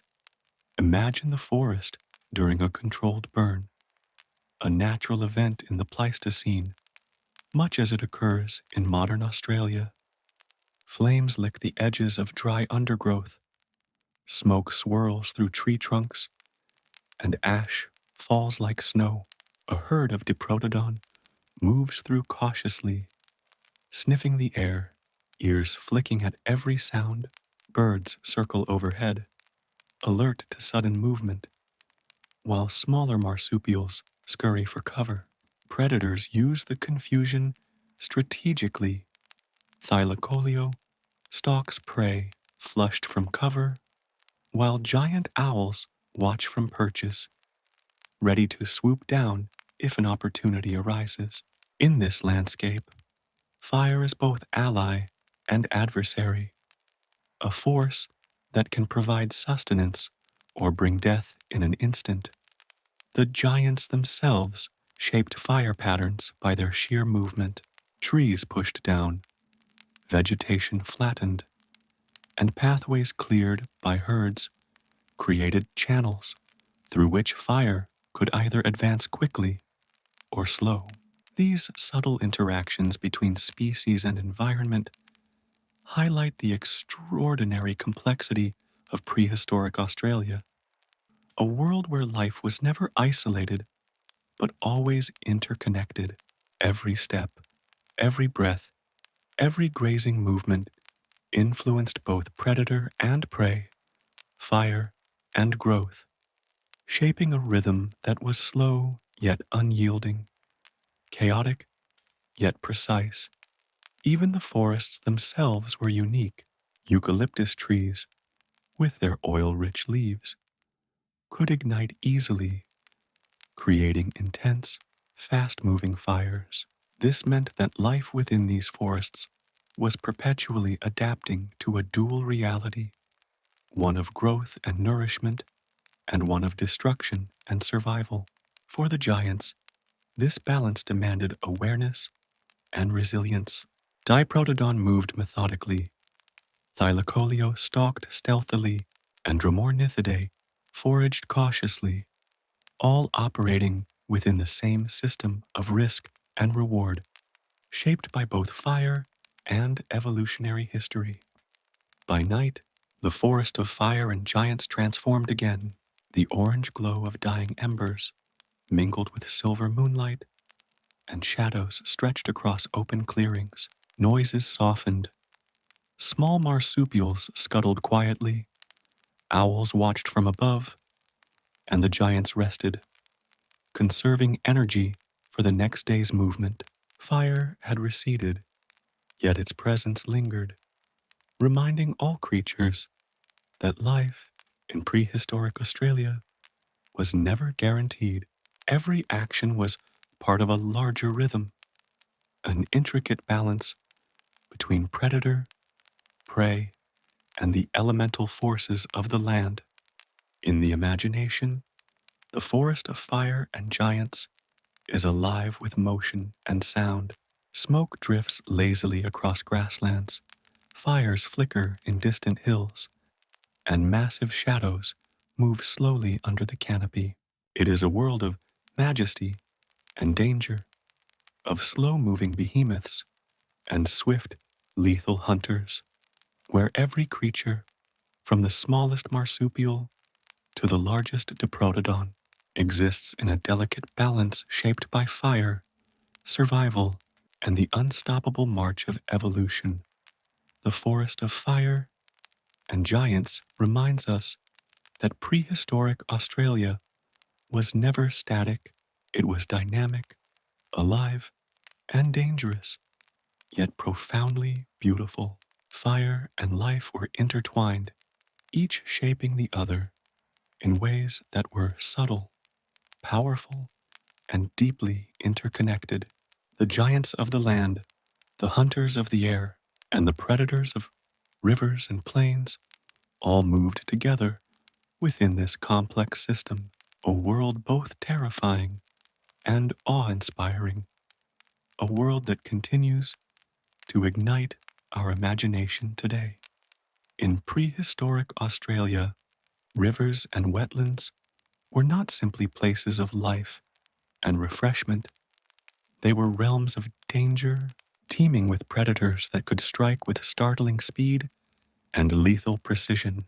Freshwater ecosystems were home to creatures both extraordinary and terrifying, from colossal crocodiles to giant freshwater turtles, each adapted to survive in a world where water meant both sustenance and threat. For the inhabitants of the Pleistocene, approaching a river was a calculated risk, a journey that demanded vigilance, patience, and respect for the predators lurking beneath the surface. Imagine a slow-moving river winding through a sun-drenched plain. Its waters reflect the pale morning light, and the air is heavy with humidity and the scent of wet soil. Along its banks, Diprotodon graze cautiously, their massive feet sinking into the soft mud. Birds circle overhead, calling out warnings, while small marsupials scuttle along the shoreline.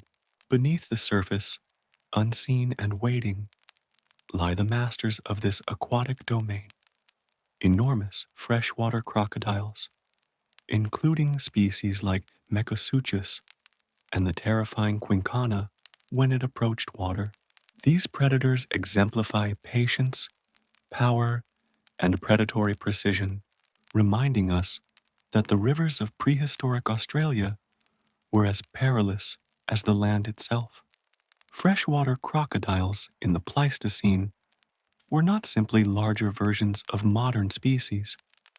Some grew to monstrous proportions, with lengths exceeding 6 meters. Their jaws, filled with conical, bone-crushing teeth, could snap shut with incredible force.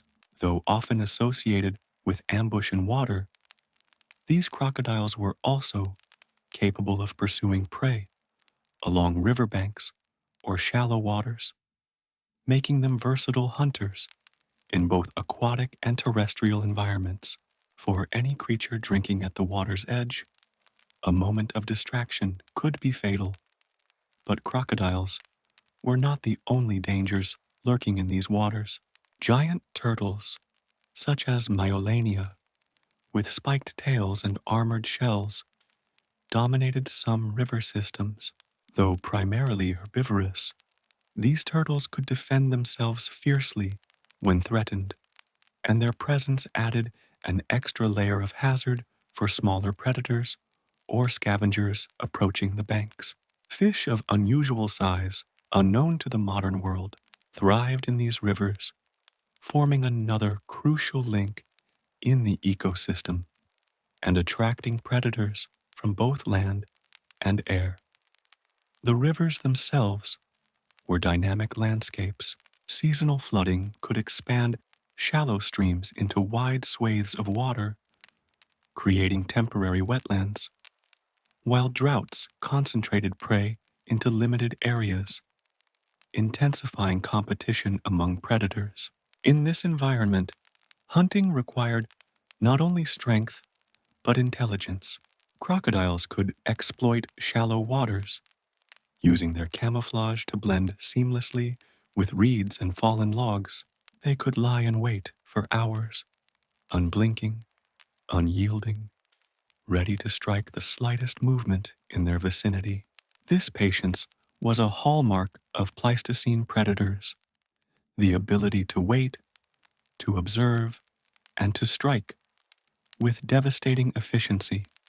Imagine a thirsty Diprotodon approaching a quiet river at dawn. The water is still, reflecting the pink and orange sky, and the air is almost silent. Beneath the surface, a crocodile shifts subtly, tail flicking beneath the current, eyes barely breaking the waterline. Time seems suspended. Every step of the herbivore is deliberate, every sniff of air calculated, yet the predator has already marked its target. With lightning speed, the crocodile lunges, snapping its powerful jaws, a reminder that life near water is never guaranteed. The river becomes a stage for life and death drama, played out again and again across millennia. Rivers were also places of opportunity and interaction. Predators, such as quinkana, which could hunt on land and swim with surprising agility, shared the waterways with purely aquatic hunters. Megalania might hunt along the banks, stalking prey drawn to drink. Even wedge-tailed eagles could swoop down to catch fish or young animals near the water. The rivers were a nexus, a meeting point where creatures from every ecological niche crossed paths, each vying for survival while balancing the dangers posed by other predators. The behavioral influence of these freshwater predators cannot be overstated. Herbivores evolved to remain wary near water, drinking in short, alert bursts, grazing near the edge only when they were confident no predator was lurking. Smaller animals relied on speed, concealment, and awareness, learning to navigate channels, reeds, and shallow banks with extreme caution. In many ways, the rivers acted as both a lifeline and a gauntlet, shaping the daily rhythms of the animals that depended upon them. Night brought further challenges. Darkness obscured movement, yet predators adapted perfectly. Crocodiles could see in low light and detect vibrations in water, while quinkana and other land hunters could use stealth to approach prey near the riverbank. Giant owls may have watched from trees above, waiting for unsuspecting creatures to emerge. Even the calmest waters held danger, a lesson in vigilance that echoed through the entire ecosystem. The rivers of prehistoric Australia remind us that danger was omnipresent. Water, often thought of as a refuge, could be as deadly as any forest, plain, or hill. The creatures that thrived here were among the most specialized and powerful of the Pleistocene, perfectly adapted to life in a world where survival required intelligence, patience, and respect for the giants. These rivers were living systems, alive with movement, strategy, and tension, carrying the pulse of life across the continent.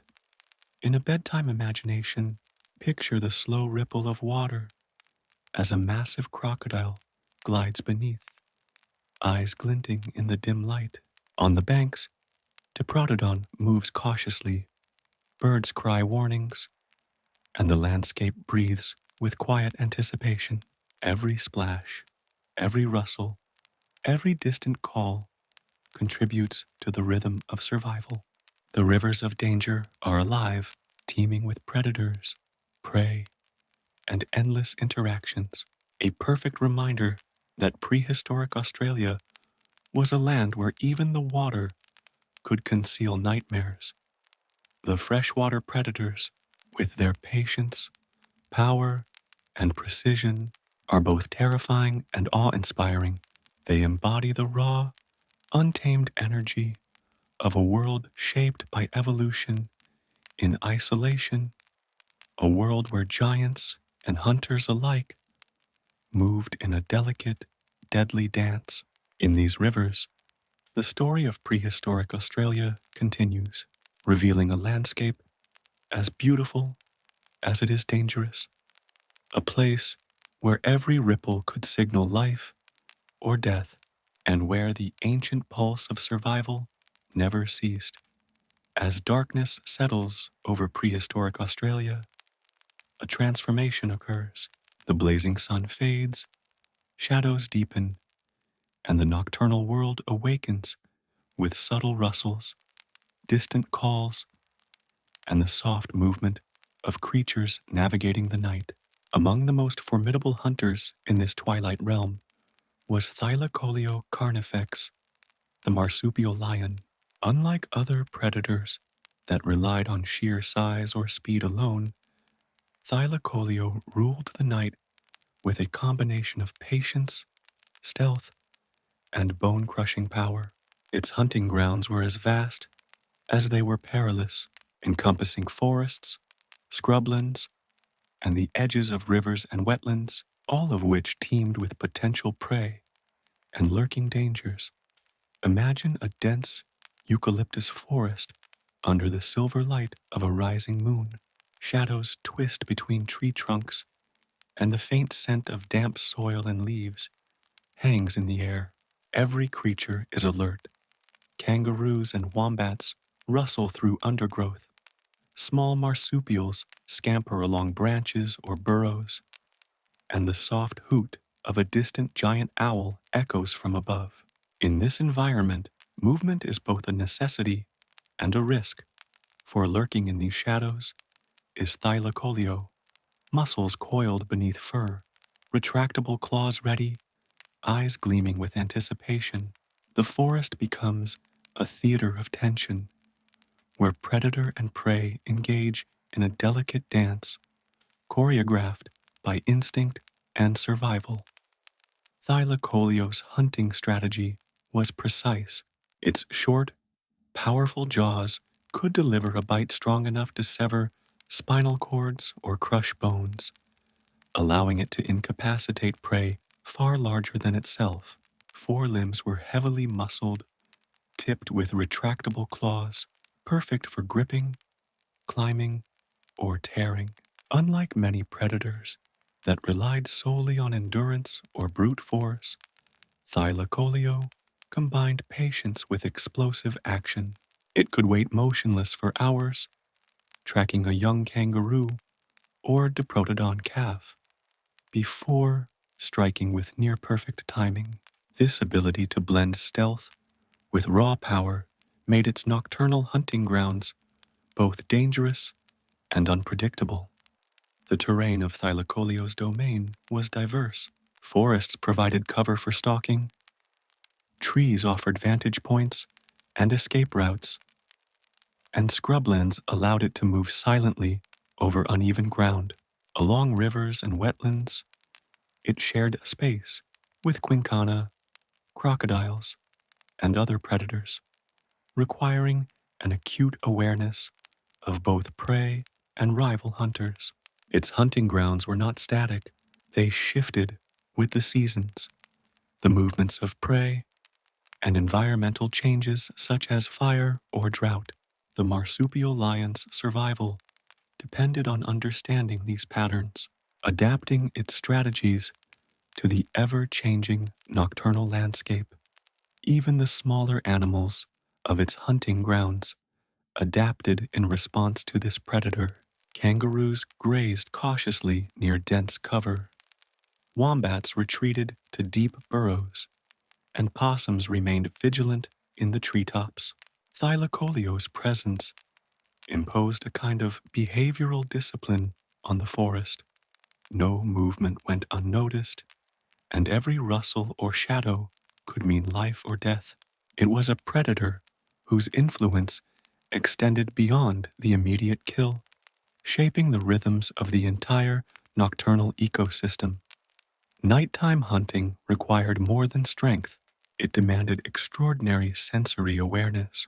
Thylacoleo's eyes were adapted for low-light conditions, allowing it to detect subtle movements, gleams, or shadows in near darkness. Its hearing was finely tuned to detect rustling leaves, snapping twigs, or the faintest footfall on soft soil. Every sense worked in harmony, creating an almost preternatural awareness of its surroundings. The predator could move through the undergrowth without alerting its prey, yet react instantly if an opportunity or threat appeared. Fire also influenced the nocturnal hunting grounds. Smoldering embers from natural bushfires or lightning strikes illuminated patches of forest, revealing prey that might otherwise remain hidden. Thylacoleo could use these fleeting glimpses to its advantage, stalking and ambushing with strategic precision. Similarly, newly cleared areas after fires provided easier movement and visibility, yet also exposed the predator to its own vulnerabilities. Hunting in a world of fire and shadows required constant adaptation, an understanding of risk, and an instinctual connection to the land. Interactions with other nocturnal predators added further complexity. Giant owls, wedge-tailed eagles, and smaller marsupial carnivores all occupied overlapping territories, hunting similar prey. Thylacoleo had to balance stealth with aggression, sometimes avoiding confrontations, while other times asserting dominance to protect its hunting grounds. These interactions created a network of predator-prey relationships that ensured only the most adaptive creatures survived. The night was a layered system of checks and balances, with Thylacoleo as one of the apex enforcers. Imagine the predator in action. A young kangaroo emerges cautiously from the forest, ears twitching, tail flicking. Thylacoleo lies in wait behind a dense patch of undergrowth, nearly invisible in the shadows. Muscles ripple, claws flex, and eyes track every movement.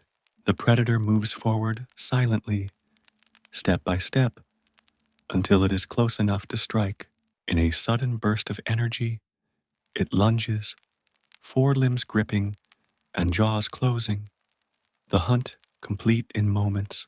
This blend of stealth, patience, and explosive power defines the essence of Thylacoleo's nighttime dominance. Its hunting grounds were not just spaces of predation, they were arenas of survival, where intelligence and adaptation were as important as strength. Prey species developed strategies to avoid detection, from grazing under the cover of darkness to using auditory signals or escape routes. Even environmental factors like wind direction, moonlight, and the density of vegetation played crucial roles in determining hunting success. In this way, the nocturnal world was a finely tuned balance of risk and reward, a system in which Thylacoleo excelled as a master hunter. At the edge of sleep, imagine walking quietly through this forest, the air cool and damp, moonlight filtering through the branches. You sense movement in the shadows, hear the faint crack of a twig, and feel a primal tension as a predator watches from unseen depths. This is Thylacoleo's domain, a realm of darkness, patience, and precision, where every step must be calculated and every rustle carries meaning. It is a place of wonder and fear, of survival and instinct, and it encapsulates the essence of prehistoric Australia's nocturnal world. The predators of the night, led by Thylacoleo, remind us that prehistoric Australia was never passive. Its landscapes, forests, and waterways were alive with tension, strategy, and power, a living network of interactions that shaped every creature's existence. In its hunting grounds, Thylacoleo embodies the elegance and terror of apex predation, a creature perfectly adapted to the dark, silent world where shadows hold both opportunity and danger. In the wide, sun-baked plains and open grasslands of prehistoric Australia, one creature stood as a symbol of immense size, strength, and quiet dominance: the Diprotodon, the largest known marsupial to ever walk the earth. These colossal herbivores were the gentle giants of the Pleistocene, yet their sheer size and presence shaped the entire ecosystem, influencing predators, prey, and even the landscape itself. Herds of Diprotodon moved with purpose, leaving deep impressions in the earth, their rhythmic footsteps echoing across plains like the heartbeat of a land alive with life and danger. Imagine standing at the edge of a vast grassy plain as the morning sun glints off the dew-covered leaves. A distant rumble grows louder, and gradually the outlines of massive creatures emerge from the mist. Herds of Diprotodon traverse the plains, their broad bodies moving in unison. Adults tower over 2 meters at the shoulder, with broad snouts perfect for stripping leaves, bark, and branches. Young calves cling to their mothers or lag slightly behind, learning the rhythm of movement and the unspoken rules of survival in a world full of predators. Herd behavior was essential for survival. The presence of numerous adults provided protection for the young, and coordinated movement allowed the group to detect danger early. Predators like thylacoleo or giant crocodiles had to carefully choose their moments, often targeting vulnerable individuals at the edges of the herd or during moments of distraction. A single adult Diprotodon, however, could deliver tremendous force, with its limbs or body capable of crushing smaller predators or trampling potential threats. In this way, the herd was both a shield and a force of its own, shaping the dynamics of life across the grasslands. The sheer size of Diprotodon influenced the vegetation and soil. Grazing herds could flatten grass, strip trees, and impact the distribution of plant species across vast regions. Their movement opened pathways for smaller animals and altered the flow of rivers and wetlands by compressing soil, creating mudflats, and shaping the micro-ecosystems of waterholes. Every step, every graze, and every interaction with the land left a lasting imprint, a reminder that these giants were not merely inhabitants, they were architects of their environment. Life within the herds followed predictable patterns, yet remained full of tension. Mornings were often spent grazing, afternoons in rest or gentle social interaction, and evenings moving toward water sources or safer cover. Calves learned from older members, mimicking behaviors that would ensure survival, staying within the center of the group, responding to warning signals, and moving carefully across uneven terrain. The herd's rhythm became a living classroom, teaching the young how to navigate a land filled with threats, from predators on land to hunters in the air.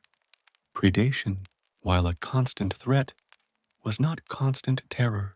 Diprotodon relied on awareness, size, and herd coordination to reduce risk. Adult members used low vocalizations, scent marking, and subtle movements to communicate potential danger. Herds could stampede to escape threats, creating a wave of mass that smaller predators could not withstand. Even the deadliest hunters had to calculate risks carefully. A herd of healthy Diprotodon was not an easy target, and one misstep could result in a predator's injury, or worse. Fire also intersected with the lives of these giants. Natural bushfires or lightning strikes periodically swept across the grasslands, clearing old growth and stimulating the growth of fresh vegetation. Diprotodon herds took advantage of these areas, grazing on tender shoots while carefully avoiding burning embers. Fire could also expose predators, providing an advantage for the giants to move freely with minimal threat from thylacoleo or other carnivores. In this way, the interplay between fire, herbivores, and predators created a dynamic balance, a rhythm of risk and reward that defined the life of the plains. The presence of Diprotodon herds also shaped predator behavior. Large predators had to hunt strategically, often waiting for weakened individuals, young calves, or animals isolated from the herd. Nocturnal hunters, such as thylacoleo and giant owls, timed their hunts based on herd movement, moonlight, and environmental conditions. In this sense, Diprotodon influenced the success and strategy of multiple species, serving as a central pillar around which much of the ecosystem revolved. Consider the experience of observing a herd from a distance. The ground trembles softly with their steps. Leaves rustle as massive bodies brush through undergrowth, and birds fly ahead in warning. Young Diprotodon follow close to adults, learning movement patterns and alertness. The air is alive with the hum of life, insects buzzing, distant predators watching, and the gentle exhalations of giants grazing in synchronized rhythm. These moments capture the essence of the Pleistocene, large-scale life moving through an intricate web of relationships, survival, and adaptation. Even in periods of quiet, the herds were not dormant. Grazing, foraging, and movement were continuous processes, shaping vegetation and ensuring the redistribution of nutrients across large areas. Their droppings fertilize the soil, supporting plant growth, and in turn, sustaining smaller herbivores and omnivores. By simply existing, Diprotodon herds maintained a balance, reinforcing the interconnectedness of species in prehistoric Australia. Nightfall brought new challenges and heightened vigilance. Predators became active, sounds shifted in the darkness, and herds adjusted movement to stay within safer zones. A soft rustle of leaves or a faint shadow could signal a thylacoleo stalking at the edge of the group. Young animals learned quickly, following older members and responding to vocal warnings. The herd's survival relied not only on physical strength, but also on coordination, communication, and attentiveness, a living example of intelligence in action. In the imagination, one can picture the grasslands under moonlight, the Diprotodon herds, moving like slow, deliberate waves. Every step, every breath, every glance contributes to survival. Predators watch, birds circle, and the landscape itself bends around these giants. They are at once peaceful and powerful, gentle yet capable of unmatched force. Their presence embodies the rhythm of prehistoric Australia, a land where life was immense, interconnected, and full of both wonder and threat. The Diprotodon herds remind us that the Pleistocene was not only a world of monsters and hunters, but also a land of monumental herbivores, creatures whose quiet strength shaped every aspect of the ecosystem. In their steady march across the grasslands, they teach us about patience, resilience, and the profound influence of life moving as a collective, leaving an indelible imprint on the land and on our imagination. As the warm, sun-drenched plains of prehistoric Australia stretch to the horizon, one predator reigns supreme in its own terrifying, scaled domain, Megalania prisca, the giant monitor lizard. Imagine a reptilian titan, easily stretching over 7 meters in length, its body a mosaic of rough, overlapping scales, each one hardened and scarred by battles and survival. Megalania was the apex reptilian hunter of the Pleistocene, a creature so perfectly adapted to its environment that it dominated both land and water margins, leaving a trail of fear and awe in its wake. Visualize the scene: a vast savanna dotted with eucalyptus trees, small water holes reflecting the brilliant morning sun.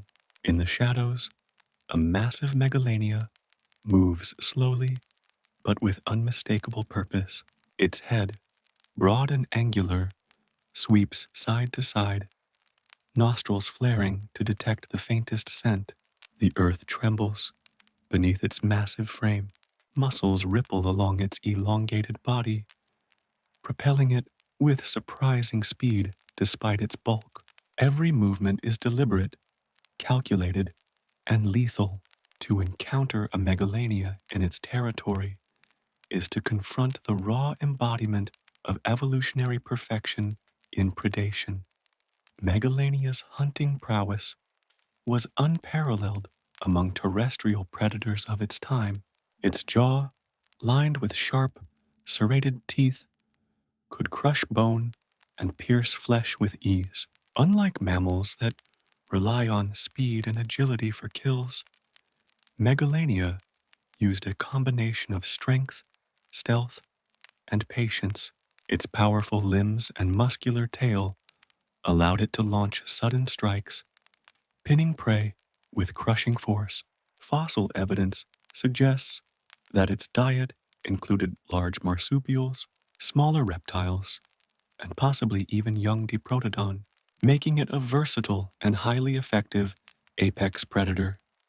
This giant monitor lizard was also a master of camouflage and patience.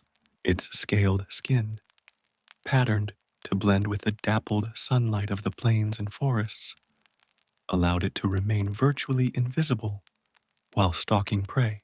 Hours could pass, with Megalania motionless, barely breathing, waiting for the perfect opportunity to strike. It was an ambush predator in the truest sense, unseen, silent, and lethal. A herd of grazing Diprotodon or Dromornithidae could wander within a few meters without realizing the danger lurking in plain sight. Megalania's influence extended beyond its hunting. Its sheer presence dictated the behavior of other predators and prey alike. Smaller carnivores like thylacoleo had to avoid direct confrontations with it in overlapping territories, while herbivores moved cautiously near known Megalania haunts. Waterholes, once places of relative safety for grazing animals, became zones of tension where the approach of a large reptile could instantly change the dynamics of the ecosystem. Even birds altered their flight paths to avoid the open spaces where Megalania might be waiting. Its hunting technique was a study in patience and precision. Imagine a young kangaroo or wombat drinking at the edge of a waterhole, unaware of the shadow moving nearby. The Megalania shifts its massive body just enough to remain hidden, nostrils sampling the wind. Then in a sudden, fluid motion, it lunges. The prey barely registers the threat before powerful jaws clamp down. The strike is decisive, a combination of brute force and evolutionary strategy honed over millions of years. Survival near a Megalania required constant vigilance, speed, and instinct. Despite its terrifying size, Megalania was not just a brute force hunter. Its sensory systems were finely tuned. Heat-sensitive pits near its jaws may have allowed it to detect the body warmth of prey, even in low-light conditions. Its eyes, though reptilian, could track movement with remarkable accuracy, enabling strikes even in partially obscured environments. Its tongue, flickering in and out, gathered chemical information from the air, a sensory tool helping it navigate, hunt, and dominate its territory. In short, Megalania combined physical power with an intelligence born of evolutionary necessity. Megalania also shaped the landscape in subtle ways. By preying on certain species, it influenced herbivore behavior and grazing patterns, indirectly affecting plant distribution and growth. Its movement through dense undergrowth or across plains trampled smaller plants, while its hunting activities created temporary openings for other creatures. In this way, Megalania was not merely a hunter, but a keystone species, structuring ecosystems in a manner both destructive and regenerative. Imagine the interaction with other apex predators. Thylacoleo, though formidable, rarely challenged a fully grown Megalania. Wedge-tailed eagles circled above, scavenging opportunities left by the lizard's kills. Smaller reptiles and marsupial predators learned to navigate the boundaries of its territory with extreme caution. Megalania's very existence created a web of influence where survival depended not only on individual skill, but on understanding and respecting the patterns of the apex reptilian hunter. Nighttime brought a different set of challenges and advantages. As nocturnal prey emerged, Megalania's stealth and sensory adaptations allowed it to hunt efficiently in low light. Moonlight glinted off its scales, the forest or scrubland silent, except for its subtle movements. Even in darkness, the predator remained in command, a master of both land and the shadows it occupied. Its presence ensured that every animal, from the smallest marsupial to the young of the giants, navigated life with caution. Megalania represents a vision of prehistoric Australia, where evolution ran unchecked, isolated, and unbound by modern limitations. It is a creature both feared and admired, terrifying in its efficiency, yet fascinating in its adaptations. Its massive body, armored scales, and relentless predatory instincts make it one of the most iconic examples of nightmare-inducing fauna the continent ever produced. In the imagination, picture the sun setting over a vast plain. Megalania emerges from the shadows of a thicket, nostrils quivering, eyes scanning, tail coiled like a whip, ready to strike. Every step presses into the soft earth, leaving deep impressions that mark its passage. Around it, the world is tense, aware, alive with silent warnings. Prehistoric Australia was a place where such giants dominated not through numbers alone, but through design, intelligence, and the raw force of their existence. As the night deepens and the stars emerge, Megalania lies in wait for the next opportunity. A shadow among shadows, a predator perfected. It reminds us that the land of ancient Australia was alive with predators capable of shaping entire ecosystems. The apex reptilian hunter is both a testament to evolutionary creativity and a reminder of the power, unpredictability, and awe-inspiring nature of a world long vanished. There is something profoundly humbling about imagining these creatures in their full glory. Today, when we see a wombat, we think of something small, cute, and approachable. But Diprotodon reminds us that evolution can take the same blueprint and amplify it into something immense and awe-inspiring. It is a reminder of the power of isolation, of the way Australia's prehistoric environment allowed creatures to grow to extraordinary sizes, untouched by the pressures that shaped other continents. In the quiet imagination of a bedtime story, Diprotodon embodies both calm and wonder. It is not a monster to fear in the traditional sense, but a giant that commands respect simply by existing. It is the gentle Titan, moving through a land that is still wild, still untamed, still alive, with the rhythms of a world long vanished. Its existence shaped the land, its footsteps leaving impressions that would endure for thousands of years, and its presence would be remembered, in a sense, by the creatures that survived and evolved alongside it. As the herd drifts into the night, grazing quietly under the silver glow of the moon, one cannot help but feel a strange kinship. There is a rhythm to its life, slow and deliberate, in harmony with the land it walks. It is a rhythm that humans rarely experience, a reminder that in prehistoric Australia, survival was not about speed alone, but endurance, patience, and quiet strength. Diprotodon, the gentle titan, moves through our imagination now, as it once moved across the plains of prehistoric Australia, vast, serene, commanding, and unforgettable.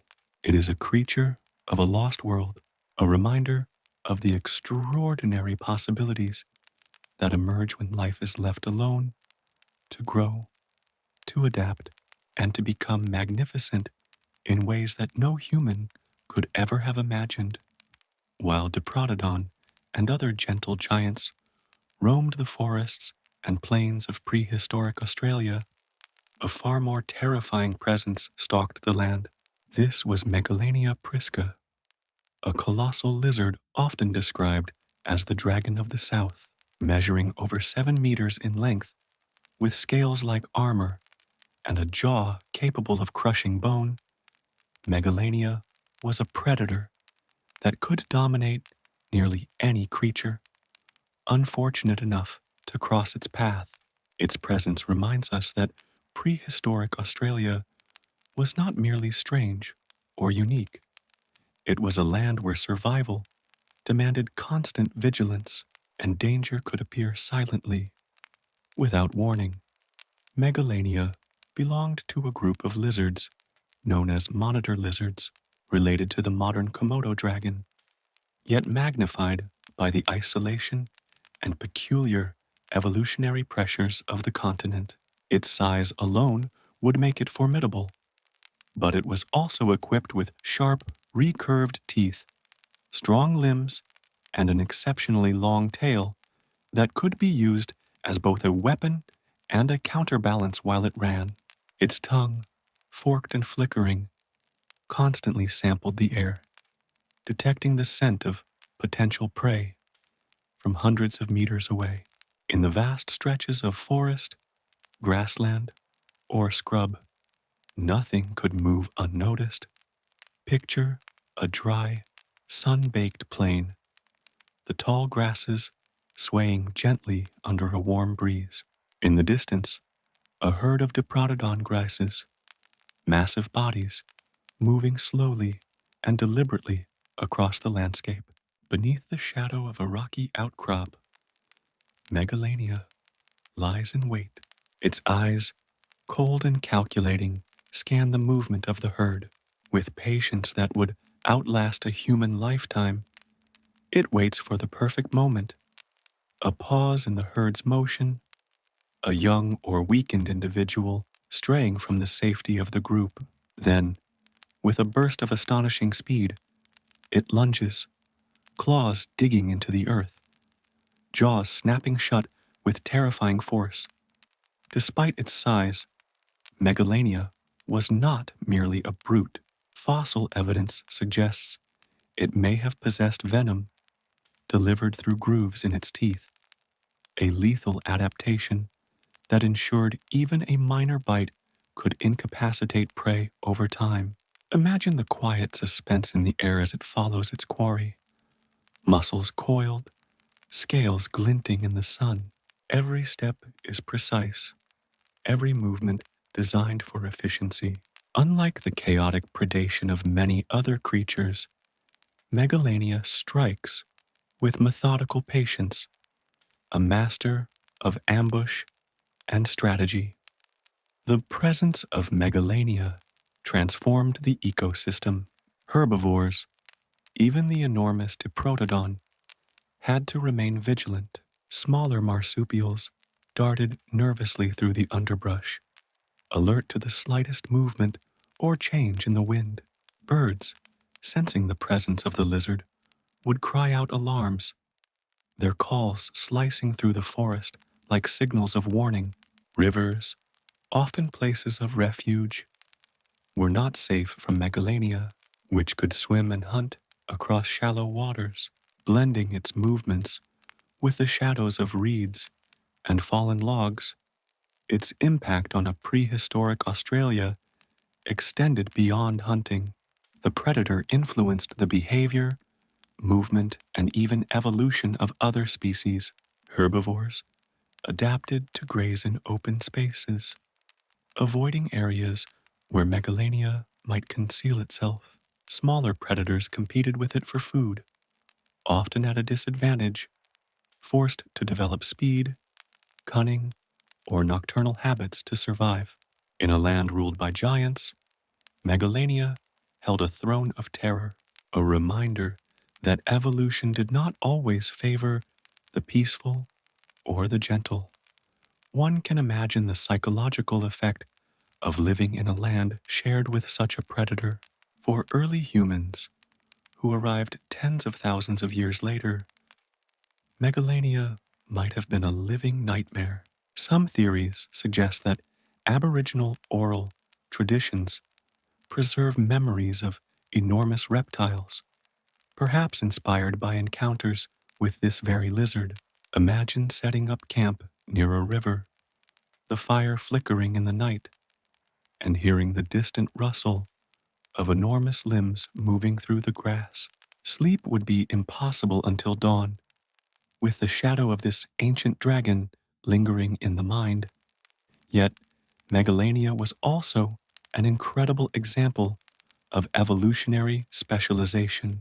Its body was built for efficiency, powerful legs for short bursts of speed, a tail that could deliver crushing blows, and a skull designed to snap and hold. Its metabolism allowed it to survive long periods without food, and its senses were finely tuned to detect even subtle changes in its environment. In a world where prey was scattered and unpredictable, these adaptations were essential for survival. Even the appearance of Megalania would have seemed otherworldly.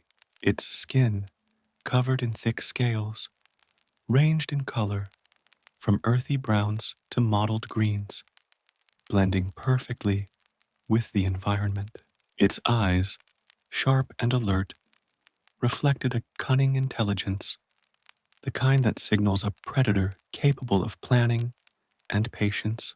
Watching it move would be like seeing a shadow given flesh and purpose, a being entirely at home in a land of isolation and extremes.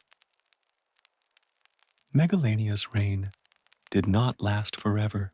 The arrival of humans and changing climates gradually reshaped the landscape, and eventually, this giant lizard vanished from the earth. But its legacy endures in the imagination. Fossils, footprints, and studies of its anatomy remind us of a predator so perfectly adapted to its environment that it seemed almost mythical, a creature that could have inspired dragons in the dreams of those who came long after. In a bedtime story, Megalania serves both as a caution and a fascination. It embodies the raw power of prehistoric Australia, the kind of predator that makes every step a risk, every shadow a potential threat, yet does so with a silent elegance. It is a reminder that this continent, isolated and ancient, gave rise not only to gentle giants, but also to fearsome predators capable of shaping entire ecosystems by their presence. As the sun dips below the horizon and the shadows lengthen across the plains, imagine Megalania gliding silently into the twilight, muscles rippling, eyes scanning. Its hunt is patient, methodical, precise, and though we will never see it alive, its story remains a tale of terror, majesty, and survival in a world that was harsh, beautiful, and utterly unlike our own. Megalania, the dragon of the south, stands as one of the most compelling examples of prehistoric Australia's nightmare-fueled splendor, a reminder that sometimes the most extraordinary creatures are not the ones that roar, but the ones that wait silently, calculating every movement, unseen yet undeniably present. While Megalania ruled the open plains and forests with silent precision, another predator prowled the rivers and wetlands of prehistoric Australia, striking fear into anyone who ventured too close. This was quinkana, the land crocodile, a creature that redefined what it meant to be a crocodile. Unlike the modern crocodiles we know, which largely wait in water for prey to approach, quinkana hunted not only in the shallows, but across the land itself. With its long legs, powerful jaws, and incredible agility, it could chase, ambush, and overpower creatures many times its size. It was an apex predator, a living nightmare, and a reminder that prehistoric Australia was a land where danger could appear anywhere, at any time. Imagine a sun-scorched riverbank, the water glinting under the midday heat. In the reeds, the shadows stretch long and flicker with movement. A herd of kangaroos grazes at the water's edge, unaware of the silent hunter concealed nearby. Quinkana lies in wait, partially hidden among fallen logs and reeds, its body a masterpiece of camouflage. Its legs, unlike those of modern crocodiles, are built for terrestrial speed. A sudden burst of motion propels it forward, a shock of muscle and teeth, and within seconds, it is upon its prey. The riverbank becomes a scene of chaos and survival. The predator's precision matched only by the desperate agility of those it hunts. As darkness blankets prehistoric Australia, the forest and plains awaken with creatures adapted to life in shadows. Among them, the giant owls, such as genyornis's nocturnal cousins, rule the night skies with silent wings and piercing eyes. Their size was immense, wingspans over 3 meters, and their gaze could detect even the smallest movement below. These nocturnal hunters glided effortlessly between trees, perches, and cliffs, listening for rustling prey. Small marsupials, juvenile Diprotodon, and tiny reptiles became targets in a carefully calculated hunt. Unlike ground predators, giant owls struck from above, using precision, silence, and surprise. Their talons could crush bones, and their beaks were designed for swift consumption. The presence of these hunters shaped nocturnal behavior. Marsupials became quieter, more cautious, avoiding open areas and learning to detect shadowy movements above. Even other predators adjusted their strategies, respecting the silent dominion of the night. Imagine the forest under moonlight, rustling leaves, the soft flutter of wings, the shadow of a giant owl gliding overhead. Every creature listens, senses sharpened, aware that danger comes from above as well as around. In prehistoric Australia, night was not empty. It was alive with shadows, whispers, and the steady rain of the sky's silent hunters. While rivers and wetlands teemed with life, one predator ruled the ground near water like no other: quinkana, the giant terrestrial crocodile. Unlike modern crocodiles, Quinkana was adapted to land with long legs, muscular jaws, and a body built for speed and stealth. It could silently pursue prey across plains, ambushing unsuspecting marsupials and smaller megafauna with terrifying precision. Imagine a dusty waterhole at dusk. A young kangaroo approaches cautiously, the still air betraying no sign of danger. Beneath the shadow of nearby reeds, Quinkana's amber eyes track every movement. Muscles coil beneath armored scales, and in an instant, the predator strikes. Jaws clamp, claws grip, and the hunt is over. Its presence shaped the behavior of many species. Prey learned to approach water cautiously, favoring safety over thirst. Other predators, including thylacoleo and giant owls, respected its domain, avoiding unnecessary confrontations. Quinkana was both predator and silent enforcer, influencing movement patterns, feeding habits, and even the structure of riverside ecosystems. In imagination, its shadow glides over the plains, a reminder that prehistoric Australia was a land of layered threats. From land, air, and water, predators demanded vigilance, shaping survival in every corner of this ancient, untamed world. Quinkana embodies the stealth, power, and danger of the continent's reptilian giants. Not all giants were predators. Across the open plains and sparse forests of prehistoric Australia, giant kangaroos and wallabies moved with both grace and formidable strength. Some species reached heights of over 2 meters, with powerful legs capable of bounding vast distances or delivering bone-crushing kicks when threatened. Though herbivores, they were far from defenseless. Picture a herd grazing at dusk, the wind shifting the long grass as they move. Young joeys cling to their mothers, while adults keep watch, ears twitching at every rustle. Predators like thylacoleo or quinkana may lurk nearby, yet the kangaroo's agility, speed, and occasional brute force made hunting them a challenge.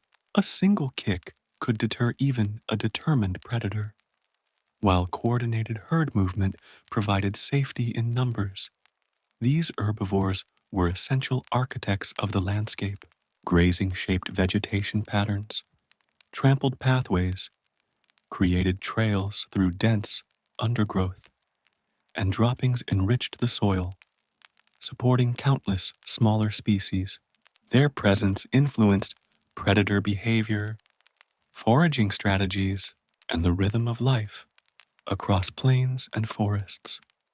In the quiet of nightfall, shadows stretch across the grasslands as these giants move carefully, aware of unseen hunters.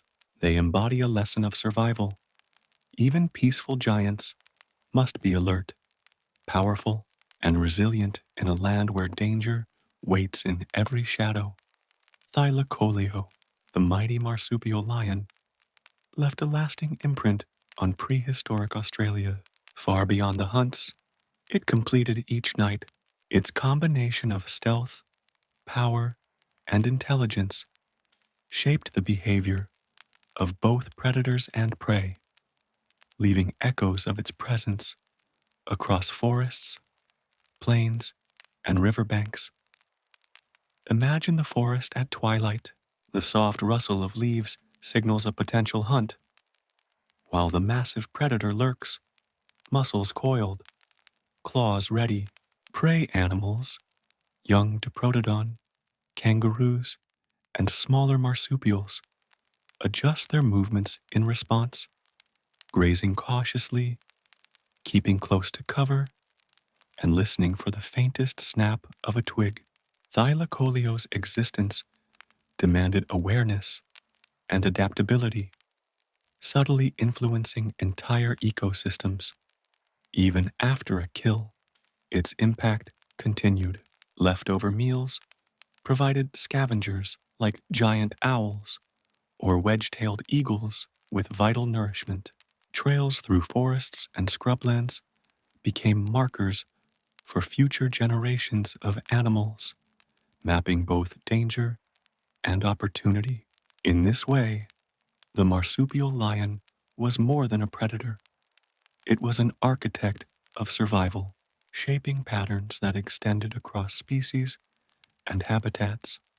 In imagination, the shadow of thylacoleo moves silently beneath moonlight, a reminder that prehistoric Australia was a world of strategy, strength, and constant vigilance. Its legacy is one of respect, fear, and awe, a testament to the complex and interconnected web of life that once ruled the ancient continent. Prehistoric Australia was not just home to giants and predators. It was a land shaped by a harsh and unpredictable climate. The Pleistocene epoch brought extremes, scorching summers, droughts that withered rivers, and cold, glacial periods that reshaped landscapes. Survival depended as much on adapting to these environmental pressures as on escaping predators. Imagine vast plains drying under relentless sun, waterholes shrinking, and vegetation becoming sparse. Herds of Diprotodon and giant kangaroos must travel farther each day, grazing cautiously, while predators watch from shadows. Seasonal floods could suddenly transform dry riverbeds into perilous swamps, creating both refuge and hazard. Even forests faced regular bushfires, natural events that cleared old growth but demanded vigilance from every creature in the ecosystem. Climate dictated the rhythms of life, breeding, migration, and foraging all revolved around rainfall patterns, temperature fluctuations, and the availability of water and food. Prehistoric Australia's species evolved to endure scarcity, moving in sync with the land's unpredictable heartbeat. In the imagination, the wind carries the scent of dry grass, smoke from distant fires drifts across the plains, and the giants, hunters, and scavengers all navigate a world of shifting survival challenges. The Pleistocene climate was a silent force, shaping every life, every hunt, and every movement, a reminder that in this ancient land, nature itself was as formidable as any predator. The world of prehistoric Australia, filled with giants, predators, and extraordinary ecosystems, eventually faced dramatic change. Around 50,000 years ago, humans arrived, introducing new pressures that coincided with climate shifts, fire management, hunting, and habitat alteration combined with droughts and environmental instability to create a tipping point for many species. Imagine the vast plains and forests, once echoing with the footsteps of Diprotodon herds, the flapping of giant birds, and the stealth of thylacoleo, gradually growing quieter. Predators lost prey, herbivores lost food, and smaller species faced new challenges. Extinctions swept through the continent, reshaping the balance of life. Fossils whisper of a world that once thrived, a place of immense diversity now transformed by combined natural and human forces. Yet the story is not only one of loss. The legacy of these creatures endures in the landscape, in the genetic echoes within modern species, and in the imagination of those who study them. Rivers, plains, and forests still hint at the giants that once roamed.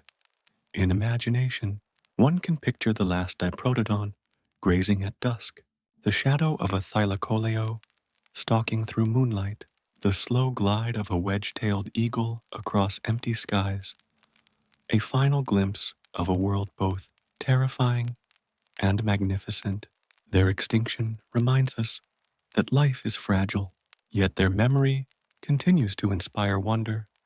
Now, with a smile on your face, you will have a good understanding of prehistoric Australia, a land of dragons, lions, and thunderbirds, and maybe a good night's sleep.